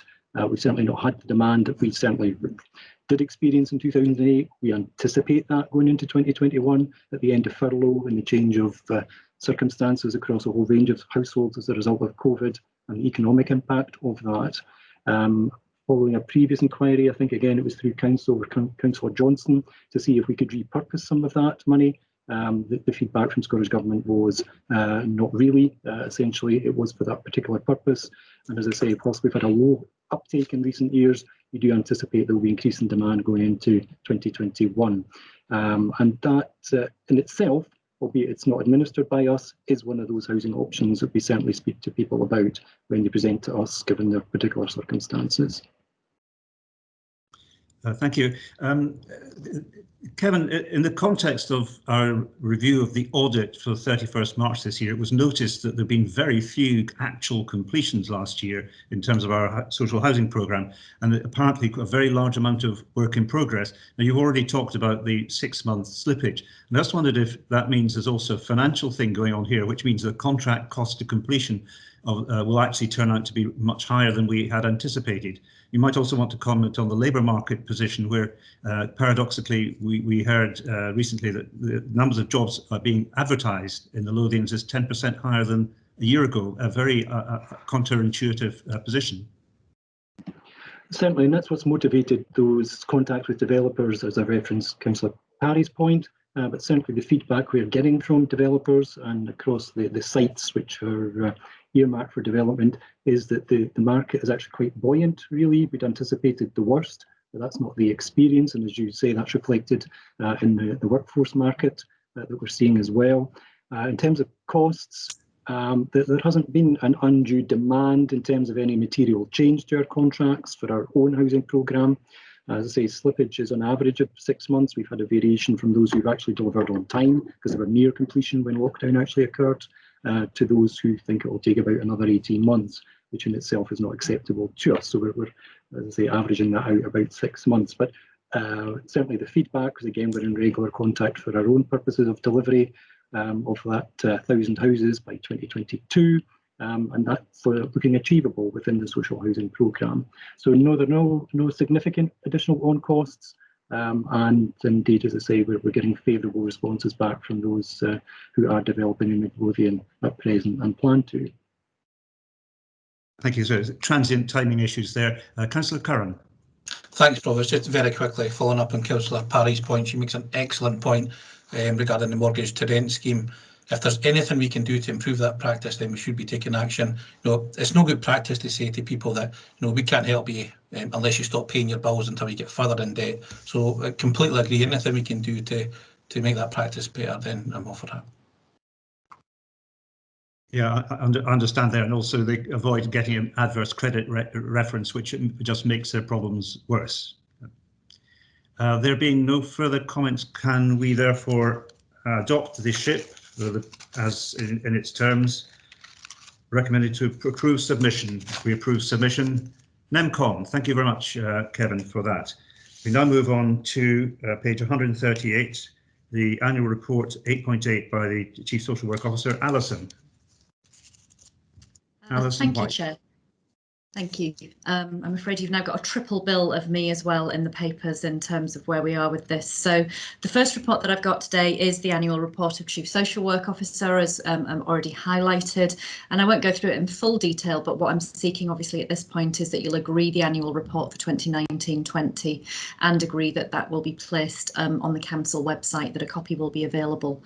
So the report really is to ensure that as a council you have an oversight of the statutory work that's been undertaken on the council's behalf, and also ensure that you've got an overview of regulation, inspection, any workforce issues that there have been over the previous year. Obviously, given the fact that this report runs to the end of March 2020, there is very limited reference to COVID, and I imagine next year's report will read quite differently. Wanted to highlight a couple of things that I think have been really positive during the year 1920 that I think are contained within the report. Certainly our wellbeing service, obviously mental health and wellbeing is really key and critical within our service, and we were able to ensure that our wellbeing service was available across all of the GP practices within Midlothian, which means that people are able to access support really quickly and within their local communities. Number 11, and the co-location of our staff from social work and health and social care across our community justice services, our mental health services and our substance misuse services, including the co-location of our peer workers and some third sector colleagues as well, to really ensure that we're able to deliver in a person-centred, trauma-informed way and develop a centre of excellence. The trauma-informed way has been a real positive in terms of how we're supporting some of our most vulnerable within the communities. And obviously at the end of March last year, and I know that a number of members are already aware of the Children's Services inspection and the real sense from the Care Inspectorate of the strengths that there were across the services, and the fact that we will be able to move forward in a really positive way to even further improve. And it was such a fantastic inspection, and the grades across Children's Services were really well received. In terms of the delivery of statutory functions, we're talking about work that happens in mental health, in terms of the Mental Health Care and Treatment Act, the justice work that we undertake, adult support and protection and child protection. And again, when we're looking at areas of good practice, some of the work that Children's Services are leading on in terms of Safe and Together, to ensure that we're really able to support parents in their role and to keep families in a safe way, and to ensure that we are able to support women in particular who are experiencing domestic abuse, to be good parents, and to ensure that we hold the men and the fathers accountable in part of that role as well, in terms of their role as a good parent in amongst this. Within our adult support and protection, we'd held a conference last year around self-neglect and hoarding, and we see a particular number of referrals that come into us where self-neglect is a really significant issue. And across the partnership, we had over 100 staff who attended that event, and it was really positively received. And again, we'd managed to hold a successful justice event with a fantastic range of speakers, including Community Justice Scotland lead Karen McCluskey coming along to that event, and had fantastic feedback from those who attended. There is one change I would like to be making to the report before we put it onto the agenda. I feel, as I'm going back to a previous paper that you had, I had not referenced Brexit in terms of the future challenges for the years ahead, and I feel it is important in terms of how we're planning for our services to ensure that I do reference that in the report. So would just want that noted, that I would be making one amendment to the report before it was made available on the website. But I'm happy to take any questions at this point. Thank you, Alison. It's essentially a report to the 31st of March 2020, so there's a cut-off issue there. Understood. Contributions. Councillor Winchester. Thank you, Provost. Thanks for the report, Alison. It was really good. One thing I have to point out, which we seem to miss all the time, is violence against men, which happens regularly, and men have no... I'm talking about domestic violence here. Men have, there are no funded charities that only work with the men. They are sent to women's charities to try and get support. Can we actually start adding any violence, any domestic violence is wrong, not just domestic violence against women? Alison. Certainly happy to. What I would say in terms of when we look at the statistics, you will obviously be aware that the prevalence of violence against women and girls is significantly higher. There are some charities for men that are explicitly, and I'm happy to share the details for them if that would be really helpful for you if you have that.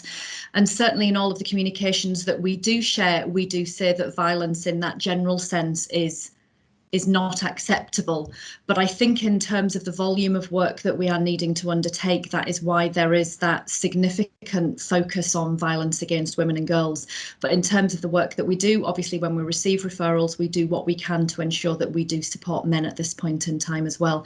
But I'm happy to share with you the information we have around the supports that are available for men. Councillor Winchester, do you want to come back?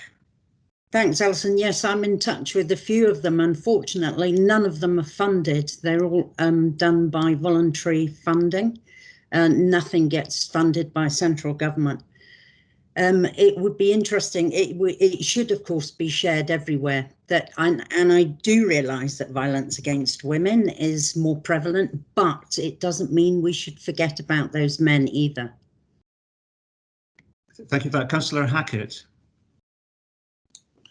Thank you, Provost, and thank you for the report, Alison. Really detailed, and I guess I wanted to acknowledge one of the things, whilst this is a historic report as such, the magnificent work that our care staff have been doing and those that continue to support vulnerable people in the community throughout the pandemic.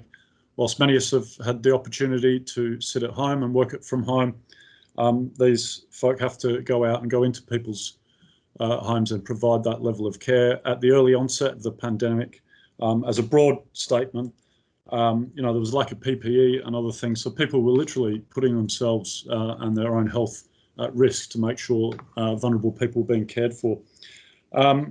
Just in relation to, if you like, outside of COVID, and it's touched on in the report, I remember one of our first 2 weeks here, we had a presentation from the Improvement Service, and it talked about the cost and rate of over 75s, I think it was, presenting to A&E, which I understand is the most expensive form of medical support or support that can be provided.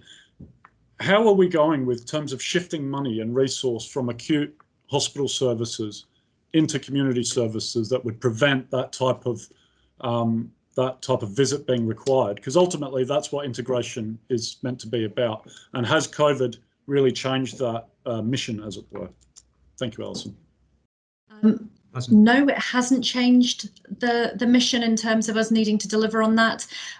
Certainly happy to come back at some point if it'd be really helpful. I suppose this was focusing very particularly on the statutory functions of social work rather than, and I think we've touched on some of the work in the section of the report on older people around the work we're doing with GP practices, and that's very much about our frailty work and the frailty index. So that's not just for over 65s, although proportionately those individuals who are frail do tend to be older on the whole.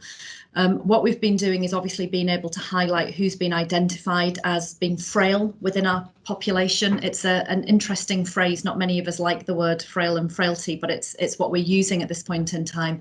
And we're looking at how we can more proactively support people within the community that we've identified, because we were seeing that it was this frailer population that were the ones that were going in and out of A&E.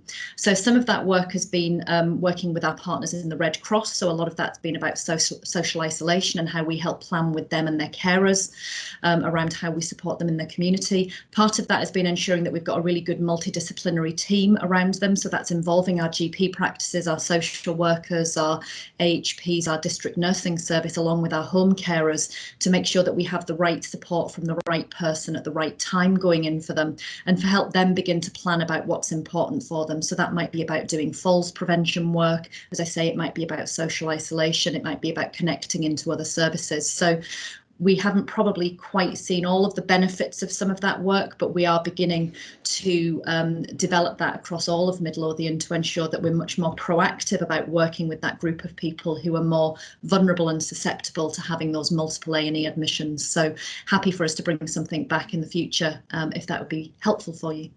Yeah. Thank you. Councillor Hackett, your hands up.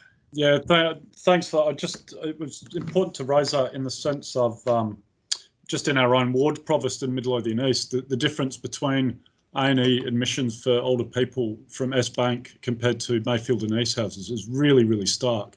And again, whilst this is a Chief Social Work Officer report, it is so integrated these days.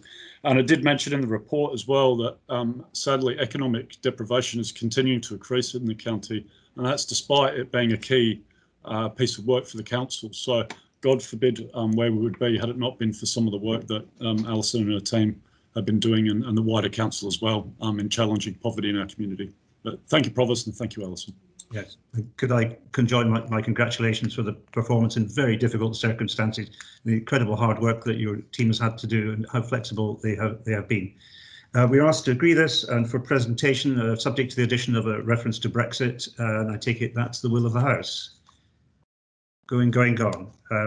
Then stage 2 of the MAPA annual report, 8.9 at page 173. Alison. You're on mute. Just making sure I'd managed to move on to the next bit of paper so I could give that overview. So again, this is just wanting to ask you to consider the report. This is the annually published MAPA report 2019-20. So again, we're looking at the same time period, and we do have a copy of the full report that's been attached as part of this. And to some extent, it's for your noting and to ensure that you remain aware of this. We obviously are keen to ensure that elected members are fully aware and familiar with what MAPA is and the arrangements that we have around multi-agency public protection. They were established in Scotland in 2007, and it was around coordinating the response of a range of agencies in the management of registered sex offenders and restricted patients. And this is the Edinburgh, Lothian and Scottish Borders multi-agency public protection arrangement report.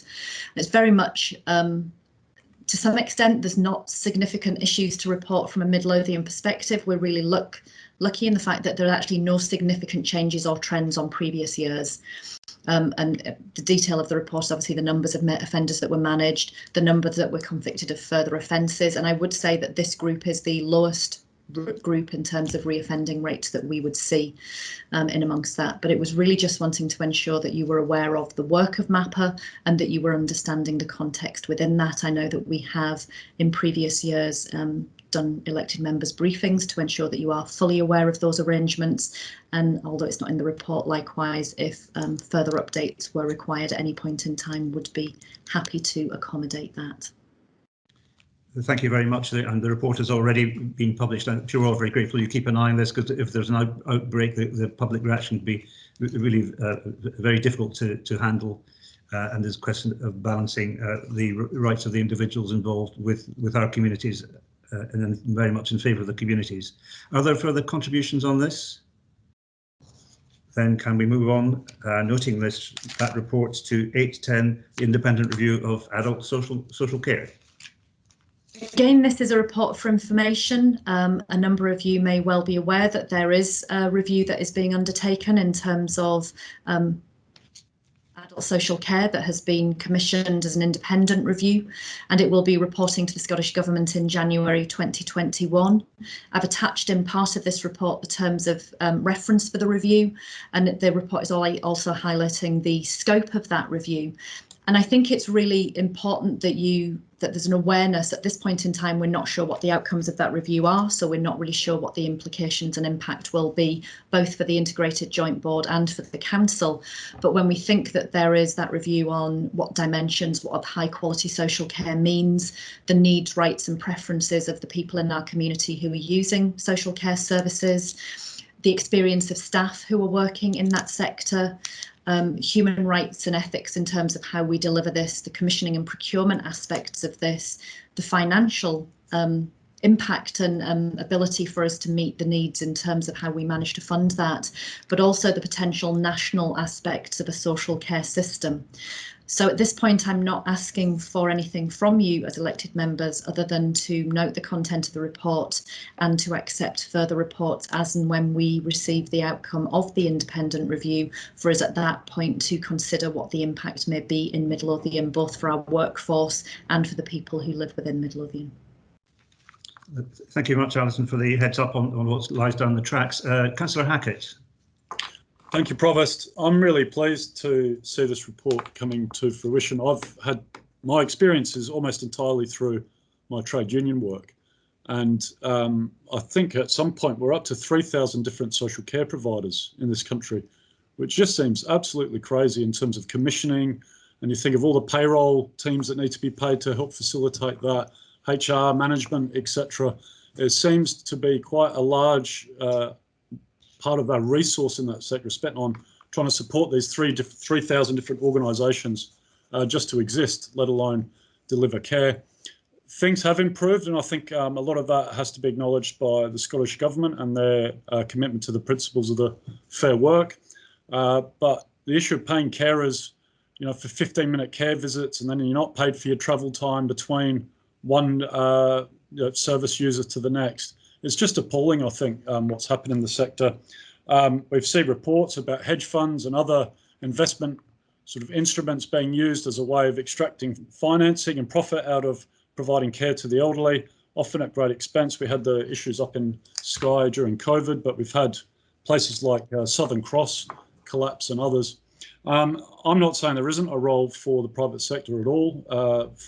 There's always, I think, going to be a mixed sort of economy in how social care is provided. And ultimately, it should be focused on what service users need. It's not what's easiest for the government or the council to run its services. But I do welcome the report because I think, if you like, it's run away from itself a bit, and it's high time a proper review is done. I think the question for me, Alison, is what involvement do we as a council play as part of that review? I'm aware that those leading the review have come and spoken to staff and service users in different parts of the country. Is that going to be happening here?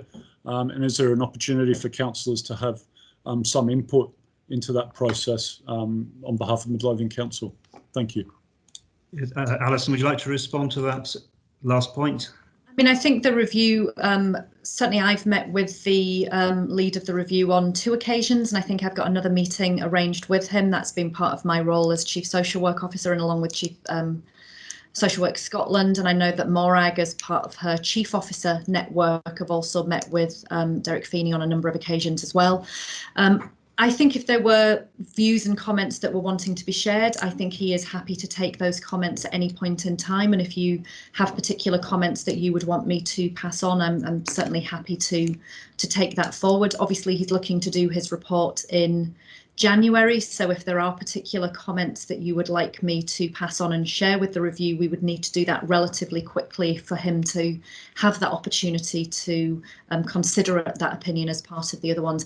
I mean, the review has met with countless people, from people who use services, carers groups, third sector organisations, some of the private care providers in amongst that, along with all of the professional groups in amongst this. So it has been quite a wide-ranging consultation, but I think any additional views would always be welcome, and would be happy to share those if you have any that you were wanting me to pass on.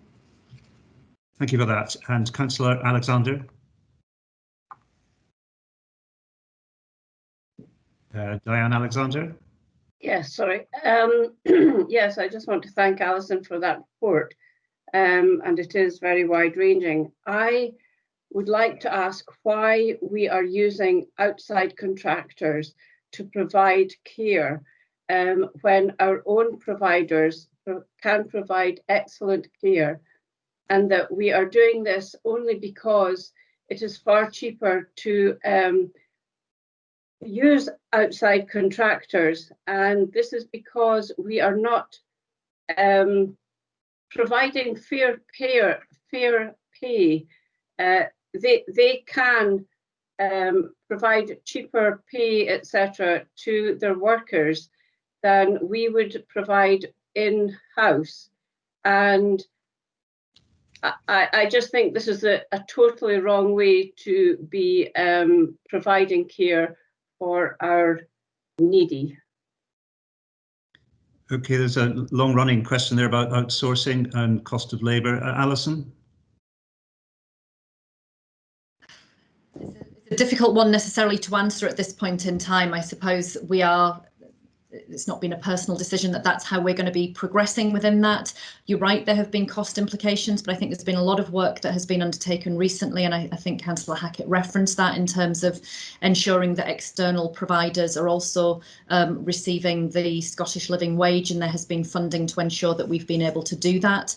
Although some of the other terms and conditions between being employed by the council and being employed by private providers are different, certainly in terms of pension, sickness pay, annual leave, do mean that that's a slightly different rate.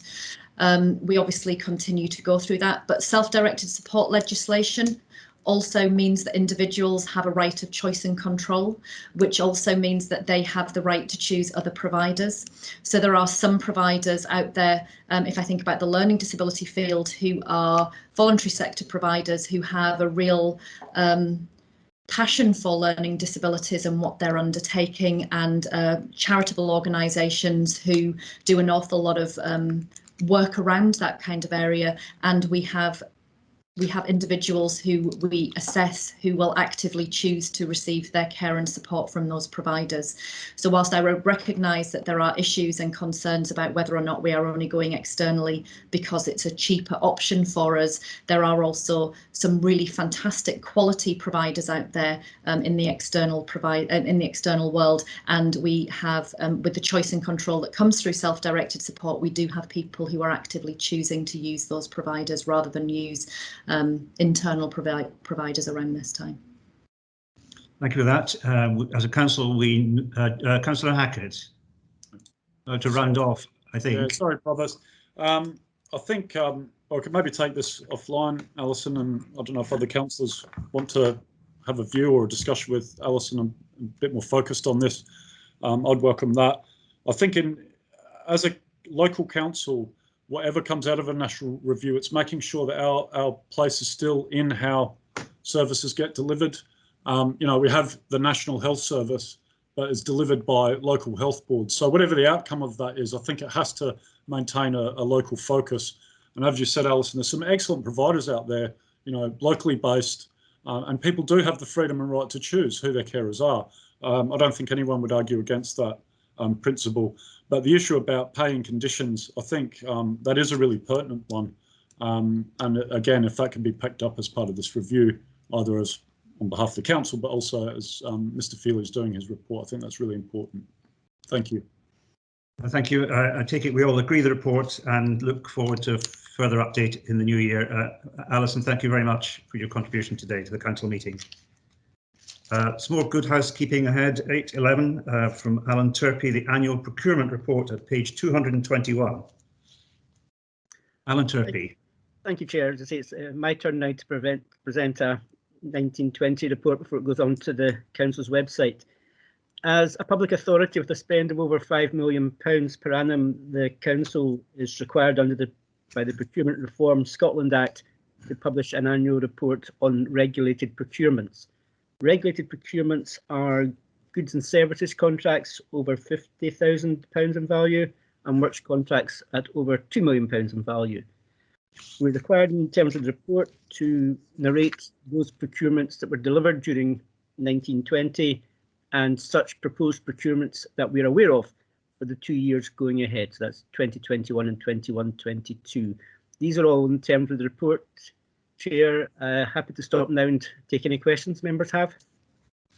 Thank you. And I take it this is all in line with best value and all the recommendations that we've had from internal audit in the last 2 years.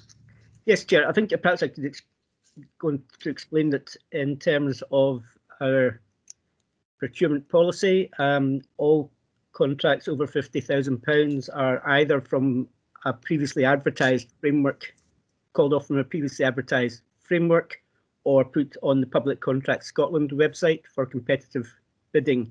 Those over the EU threshold for the next 14 days or so would go onto the ODU site as well, and following 11 PM on the 31st of December, they would then go onto the new Find a Tender website that's being set up by the UK government.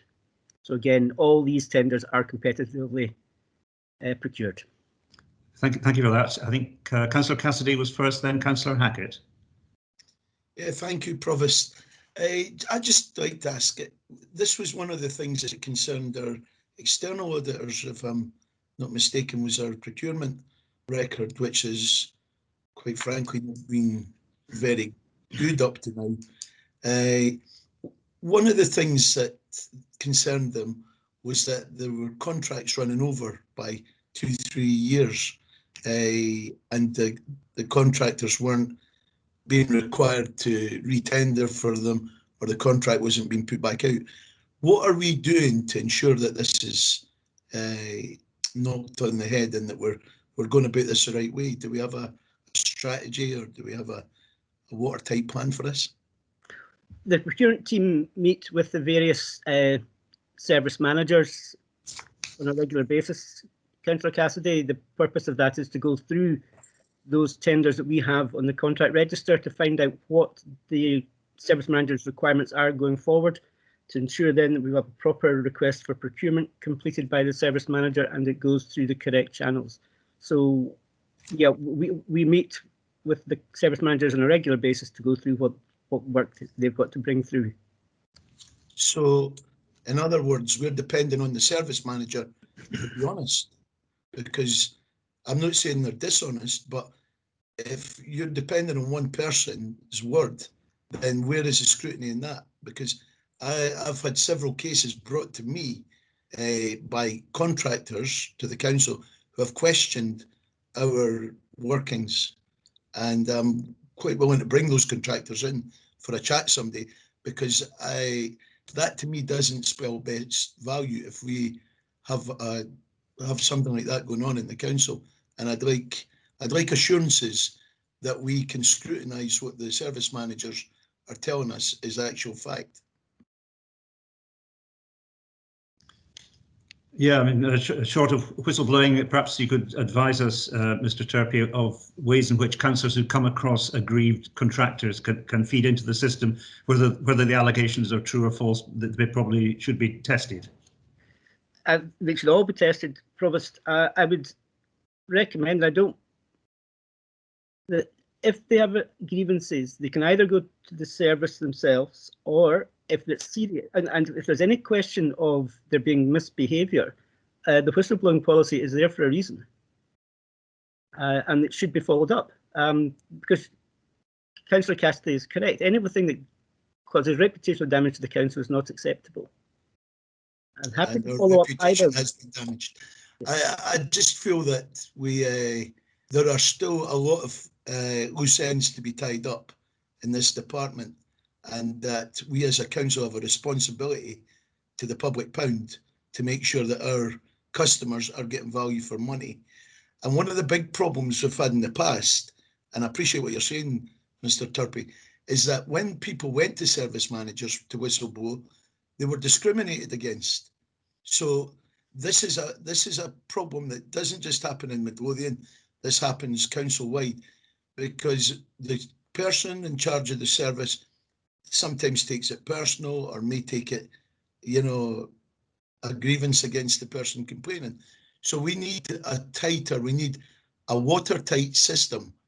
And I'm putting myself on the record for this, because I don't think it is watertight at this moment. We can write as many fancy pages and papers as we want. We need practical working services here. I'll give Mr. Turpie time to think about that and ask Russell Emery to contribute. Councillor Emery. Yeah, thanks very much, Provost. It was really just to ask a question about what we're doing under procurement to help out local businesses. I mean, we spoke about this before, how we can package up contracts on a smaller basis. Now, it's all very well listening to Mr. Turpie going on about, we're on the website, the Scotland-wide website and that, looking for contractors, etc. But what I would like to see is a lot more work going into community wealth building, in a sense, where our opportunities are open by way of smaller contracts for our local people to get an opportunity to tender there. Because at the moment, the way we bundle contracts together, they're sometimes way out with the capabilities of what our smaller businesses have an ability to to deliver on. So I'd like to see something in there, Mr. Turpie, that actually lends its weight to local, and indeed we can take into account the environmental aspects of that, you know, the green agenda that we're supposed to be attempting to follow. And it just seems to me there's a real opportunity to do the right thing by our local businesses. So it's just if it's not contained, can we really gear up to doing that one? Thanks. Yes, on this subject, I do recall Councillor Hardy's motion a year and a bit ago, under which we publish our entire purchase ledger for items over £500, so that tradesmen who think that we're being ripped off can actually see what's being paid out to their competitors. Councillor Parry. Thanks, Provost. Yeah, on a kind of similar nature, I found it quite hard to determine from the report how many of those contractors were local people. It's really important that we support our local economy and our local businesses. So I wonder, what is the percentage of companies procured in this way are local? And secondly, is that something that we can display in the report? Yeah, thank you for that. I feel a sort of follow-up paper is probably going to be necessary because the data won't be at Alan Turpie's fingertips. But it's something we ought to know. And I realise it's difficult sometimes because businesses have branches in all sorts of counties across Scotland and in the United Kingdom. But I would certainly like to know it. Would that be feasible, Mr. Turpie, or perhaps you have to ask colleagues? I certainly don't have the information myself to hand, Provost, but we can get that information as far as it is. Yes, as far as it is possible to do so. And distribute it to the councillors. And some, yes. Taking the points almost in reverse order, having every regulated procurement must go through a public tender exercise. So we cannot. So that will go on the Public Contracts Scotland website as a very minimum, so that we probably can't positively discriminate in favour of local businesses at that level. By coincidence, there is a report on the local procurement strategy going up to the CMT tomorrow, which looks at a twofold approach to improve to help local businesses.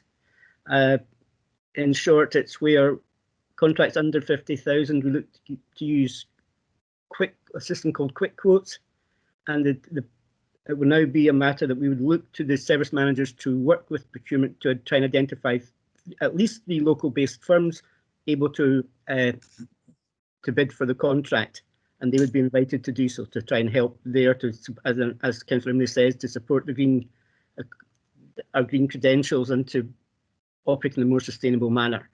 The second part is to work with colleagues in economic development through meet the buyer events to let people know that what services the council is buying, and to encourage local firms to go on to frameworks such as the Scotland Excel framework. Scotland Excel runs 71 frameworks, and if people are on those frameworks, not only can the council call off from them, but other councils can as well. So again, it's to work with local firms to make them more competitive and to help bidding from that way. And the third point, or the first point rather, was Councillor Cassidy's concerns about expired contracts. I would remind those that there was a report on that up at the Audit Committee, and my colleague Mr. Fairley may be able to give more details on that from his report. From other matters, perhaps I didn't make myself clear, Mr. Cassidy. Sometimes it's good to talk, and misunderstanding can be resolved between a disgruntled contractor and the service manager. However, if contractors have any doubts whatsoever, then I would refer them, and will happily refer them, to the council's whistleblowing policy so that any issues can be properly investigated and malpractice stamped out. Thank you. Perhaps we'd best have Colin Cassidy come back in, then Councillors Curran and Imrie. Councillor Cassidy? I would go a bit further than that, Mr. Turpie. I would say that the whistleblowing doesn't necessarily come from contractors, but from our own employees who are witnessing money waste in our departments. And these people are scared to go to senior or managers and report this. Could we not put into place a system where they go directly to audit? We have 2 ex-policemen that work investigating an audit, that they go to one of these people or go to whoever in audit and report these matters, because we have a culture of fear within some of these departments where people are scared to come to their senior managers. That was my point I was trying to get across. So to give our guys a fighting chance and to give the general public of Midlothian the best value for their buck, I think we need something like that, a firewall. That system actually is in place, Councillor Cassidy. I'm a bit concerned that despite that if it's not well known throughout the council, then we have to work harder at making it available to people, make sure everyone knows about it.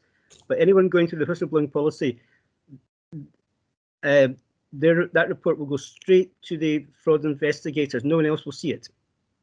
And that position is in place. Obviously, we have to work harder to make sure people are aware of it, because you're quite correct. We have had examples in the past where it's the people on the ground who know what's happening. They see it firsthand and they can step in first. We need to encourage them to do so on the basis of what they're doing for the council. We must make them aware that audit are available and give them a confidential phone number then, because a lot of them still come to me and tell me stuff that's going on and that they're scared. There is a confidential phone line, Chair, and I think what we have to do is make sure that we advertise that better to our colleagues to make sure that people can report things in complete confidence, and we have to give them reassurance that will happen. Thank you. Okay, I hesitate to use the F word, Fushy Bridge, but I think we did strengthen whistleblowing after that, and maybe it's time, as Councillor Cassidy suggests, for a revisit to see what more we can do about the communication of the existing systems. Councillor Curran, then Councillor Imrie, then Councillor Alexander. Thanks, Provost. Just a very quick point following up on Councillor Parry's point she raised about local procurement. I tend to agree, but I also do urge a word of caution. I think there's a balance to be struck, because if every local authority was to take that stance, then we could find ourselves losing out. Just based on my own experience through public contract Scotland with different local authorities as well. So just that comment. Thank you. Councillor Imrie. Councillor Imrie. Yeah, thanks very much, Provost. It's just I don't quite agree with Mr. Turpey's response regarding local procurement. How is it other authorities within Scotland can do that? For example, North Ayrshire, it launched its community wellbeing. The other two Ayrshire councils have bought into that, so it's an Ayrshire over the three Ayrshire councils, an Ayrshire council way forward for local businesses to get that, and the community to at least get some benefits out of that. So therefore, if that can happen, and I mean, it was all done on what was called the Preston model, and Preston Council many years ago decided that they were losing too much out of their council area by way of the economy, that for the money spent, most of it was getting spent outside rather than being spent in the community. So they've been able to do that without penalty and have been able to carry it out very well indeed. As I say, the Ayrshire councils are now the first three councils in the area to go down this particular route, and others talking about following that. Aileen Campbell, for example, Minister for Communities, is already starting now to investigate that as part of the communities and the economy and the rebuild particularly after this pandemic. So maybe we should actually either get them to do, their person from economic development through there in Ayrshire to come and do a presentation to this council, so that we have a better understanding, both as elected members and in officers, so that we could perhaps look at the possibility of adopting that kind of model. And I'm not so worried as much about, other contracts perhaps going further on, either Edinburgh, East Lothian, etc., West Lothian, for example. But what I'm concerned about is the economic leakage from Midlothian, and in particular, the economic leakage from our own small businesses within Midlothian. So I'll continue to bang the drum on that, and you know, maybe one day we'll actually waken up and get some help for our local businesses. It's not to say that we will not have a proper tendering procedure. All it's to say is it gives those businesses a real opportunity to get the business and deliver it on behalf of the Midlothian County. Thanks. Thank you. I apologise, Councillor Alexander. I think that's a very important question of to what extent do the best value rules actually collide with the intentions of a council to place its business locally. I wonder if Mr. Turpey could come in and comment on that. Chair, yes, we have a requirement to advertise contracts over £50,000 through Public Contracts Scotland. That's both as a legislative requirement and also part of the approved procurement strategy. I will happily work with colleagues in economic development to look at the Ayrshire model that Councillor Imrie has suggested, Chair, to look at that. There is a willingness to try and help the local economy.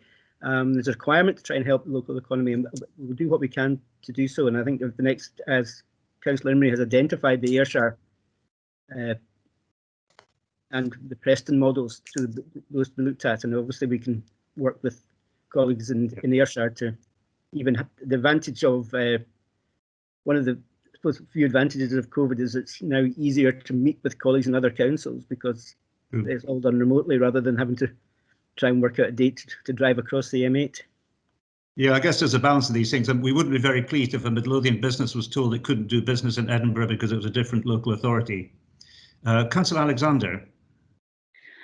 Yes, I just wondered, going back to what Councillor Parry and Councillor Imrie was saying, can we make sure that all our local businesses actually know about Scotland Excel and that they are registered with them so that they become part of the procurement of Midlothian Council and other councils as well?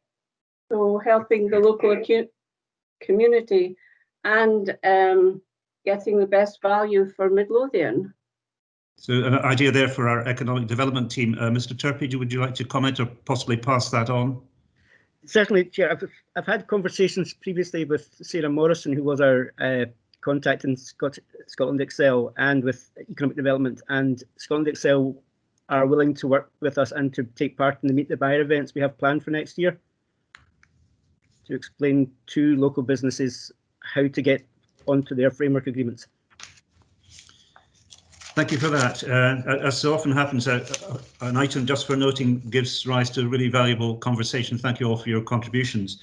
I'm conscious of time. Could we move on to 8.12, the vexed subject of school Christmas and New Year's holidays, which I suspect is what we wanted and we can't do anything about it, but I'd quite like to know the background from Fiona Robertson. Good afternoon, Provost and councillors. So Council was asked to note the content of the letter of notification from the Deputy First Minister that the Scottish Government will not intervene to make changes to school term dates over the festive period, and that this decision is based on public health advice. With regard to our response to the content of the letter, Council is also advised that there is no change to the Midlothian school term dates given the public health advice. As stated within the letter, public health advice provided to the Deputy First Minister indicated that it is preferable to keep schools open, as this is preferable to social mixing outside of schools if schools close early. In addition, vulnerable children may be at greater risk if they are out of school for a longer period. And in June this year, the Council approved funding to support the critical childcare for key workers and our vulnerable children. And based on our evaluation of the summer programme, we know that this support helped our more vulnerable children to re-engage with learning once schools reopened. Therefore, it is preferable to keep our schools open when we've been assured it is safe to do so. So in addition to the letter received from the Deputy First Minister, local authorities also received a communication from the Director of Learning at the Scottish Government, confirming the expectation that schools remain open and that there should be no move to blended or remote learning, unless this is based on local public health advice following an outbreak involving a school, or where the local authority judges it is not safe to open the school, for example, due to staff shortages. And also in terms of the Schools Regulations 1975 Act, an education authority shall, except where prevented by circumstances out with their control, secure that every school under their management shall be open for at least 190 days. So therefore we will only close schools if it is a requirement based on public health considerations or shortages in staff, and this decision would be taken on a school by school basis. If, however, we receive advice from public health over the holiday period that we are facing increased transmissions at the start of the school term, we will review our position. And any such decision will continue to be made by local incident management teams who take full account of school safety and wider public health considerations in line with their statutory duties. Council will also note that within the letter, local authorities are asked to make every effort to ensure our head teachers and staff are not required to be involved in contact tracing activities. We do appreciate the tremendous contribution of our head teachers, teaching and non-teaching staff in keeping our schools open within safe learning environments. Our health and safety officers continue to make unannounced visits to ensure that our schools are adhering to the robust risk assessments in place. To ensure our head teachers and senior school staff have their planned holidays without interruption due to the need to engage in contact tracing, we have established a central team to manage contact tracing over the festive period. It should be recognised that our central team has been involved fully in the contact trace process throughout this year and will be well prepared to take full responsibility over the festive period, thus addressing the recommendation within the letter. Happy to take any questions. Thank you. Thank you, Fiona, and certainly many congratulations to our staff in the schools, many of whom have been working when there's been lots of absenteeism amongst their colleagues and doing duties that they would not have contemplated before, quite apart from the arrangements for COVID safe distancing. Contributions. John Hackett, Councillor Hackett. Provost, I'll give way to Janet Leigh Douglas again. The system is inverting it, but yet again, your chivalry shines forth. Councillor Leigh Douglas. You've been extremely kind, John. Thank you very much. Merry Christmas. Just to congratulate, thank you, Fiona, for the report. I just would like to congratulate, obviously, all the head teachers and all the people involved in the risk assessments, the tracking and tracing, etc. Because I just know from weekly cross-party education meetings that the constant pressures that this has put on the staff, the requirements from public health. I just want to add, I think there was clearly a lack of clarity on what was happening with school holidays, and it wasn't helpful to parents, pupils or head teachers. I had many emails from constituents worrying about what was happening with regard to preparing for work, etc. And it was astonishing that the discussions lasted so long on this and the announcement was made so close to the holidays. But I appreciate that, you know, this is obviously, this paper is to note, and I will do so. Thank you. Thank you for that. Councillor Hackett. Thank you, Provost. Yeah, it was that point. I think parents would really welcome the schools remaining open. It was just so disappointing that that decision was left so late in the day, and it feels like, you know, I understand that the government need to be dynamic and have to be responding to situations that are on the ground, but you know, there is the real world out there, and parents do need to plan for childcare and all sorts of other issues. And then as a council, we need to plan for the service delivery, and it's not easy just to switch from, you know, teaching in a classroom to digital online learning at the flick of a switch. Having said that, I think Midlothian Council, Fiona and her team have been exceptional in how responsive they've been. And if we cast our mind back to the start of the pandemic, the ability to deliver on-site education for key worker children you know, literally over the weekend, was absolutely extraordinary. But that, I think, takes me to my concern, and it's this issue around contact tracing and the resources that are involved with that.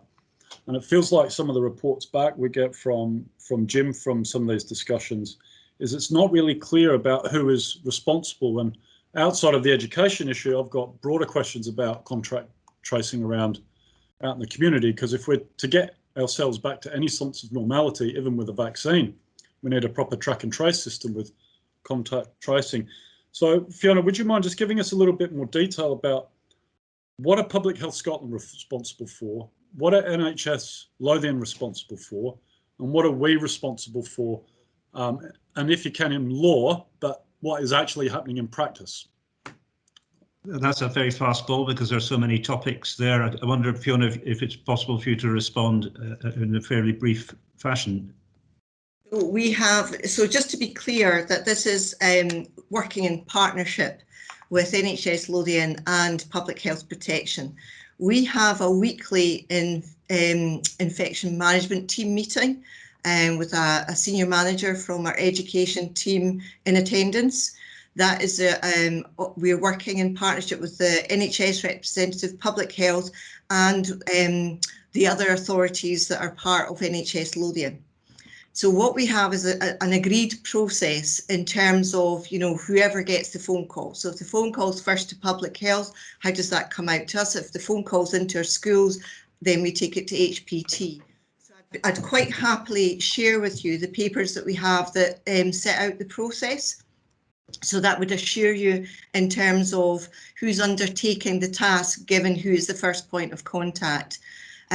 What I will say to you is that most parents do contact schools, and then it's up to the head teacher and other senior managers and staff in the school to look at all the seating plans, look at the close contacts, you know, undertake the phone calls to the families who may have to self-isolate.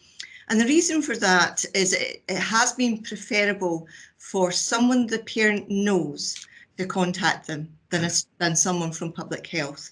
There is a reassurance from someone that they know phoning them to say there is a case in the school, your child will have to self-isolate.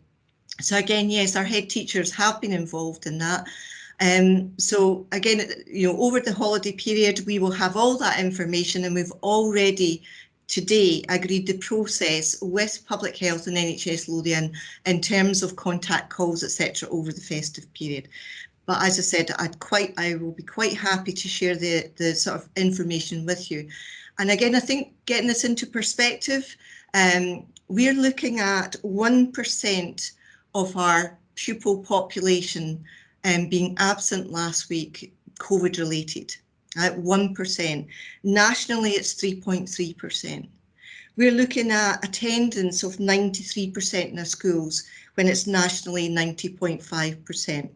And I think, again, that highlights the sort of robust procedures that we've had in our schools and the behaviours of, you know, within our communities and our young people within our schools. So I think we have to get it in context in terms of the scale of this within Midlothian in terms of our schools.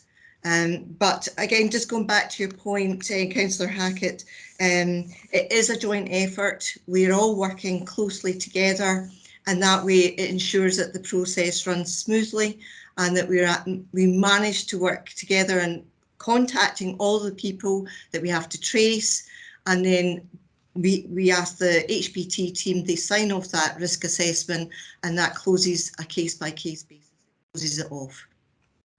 Thank you, Fiona, for that. I think Councillor Alexander has been very patient, and then I'll give Councillor Hackett a chance to come back. Sorry, yes. Can I just say a huge thank you to Fiona Robertson and her staff and the school staff, all of them, head teachers, deputy head teachers, teachers, all the way down to the cleaning staff, and for the tremendous amount of work that they have done to keep our schools open when it has been an extraordinary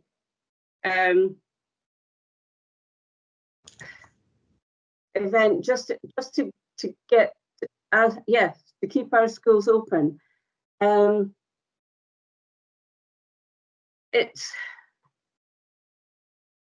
think we just need to, we do owe them a huge vote of thanks from all of us for what they have done and for the jobs that they have undertaken that are not their own jobs, but they have done so willingly, and may I say, without the proper pay.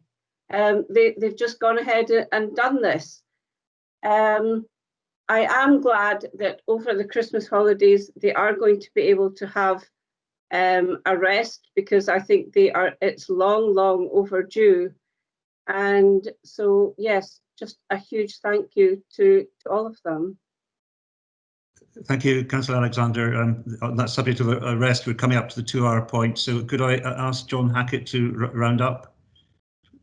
Yeah, no, it was just thank you, Fiona, for giving that brief detail. No, we're talking about school holidays in particular, but it's noted there about the work that will have to go on probably over that school holiday. So it's just to highlight, parents will have their kids off, a lot of us will be off, but the work continues as it does in education all throughout this pandemic. So thank you to you and all your staff as well. Thank you very much. I'm sure all councillors would echo Councillor Alexander's commendation of our wonderful staff who've been so fantastic at this difficult time. We're coming up to just over 2 hours from our last break, and therefore the policy is to have a 15-minute break. It's also a time at which we're switching to a private document, so it gives Democratic Services time to check that no outsiders are involved. So I propose that we come back at 25. I'm going to shave it slightly, 25 to 4 to resume with item 9.1.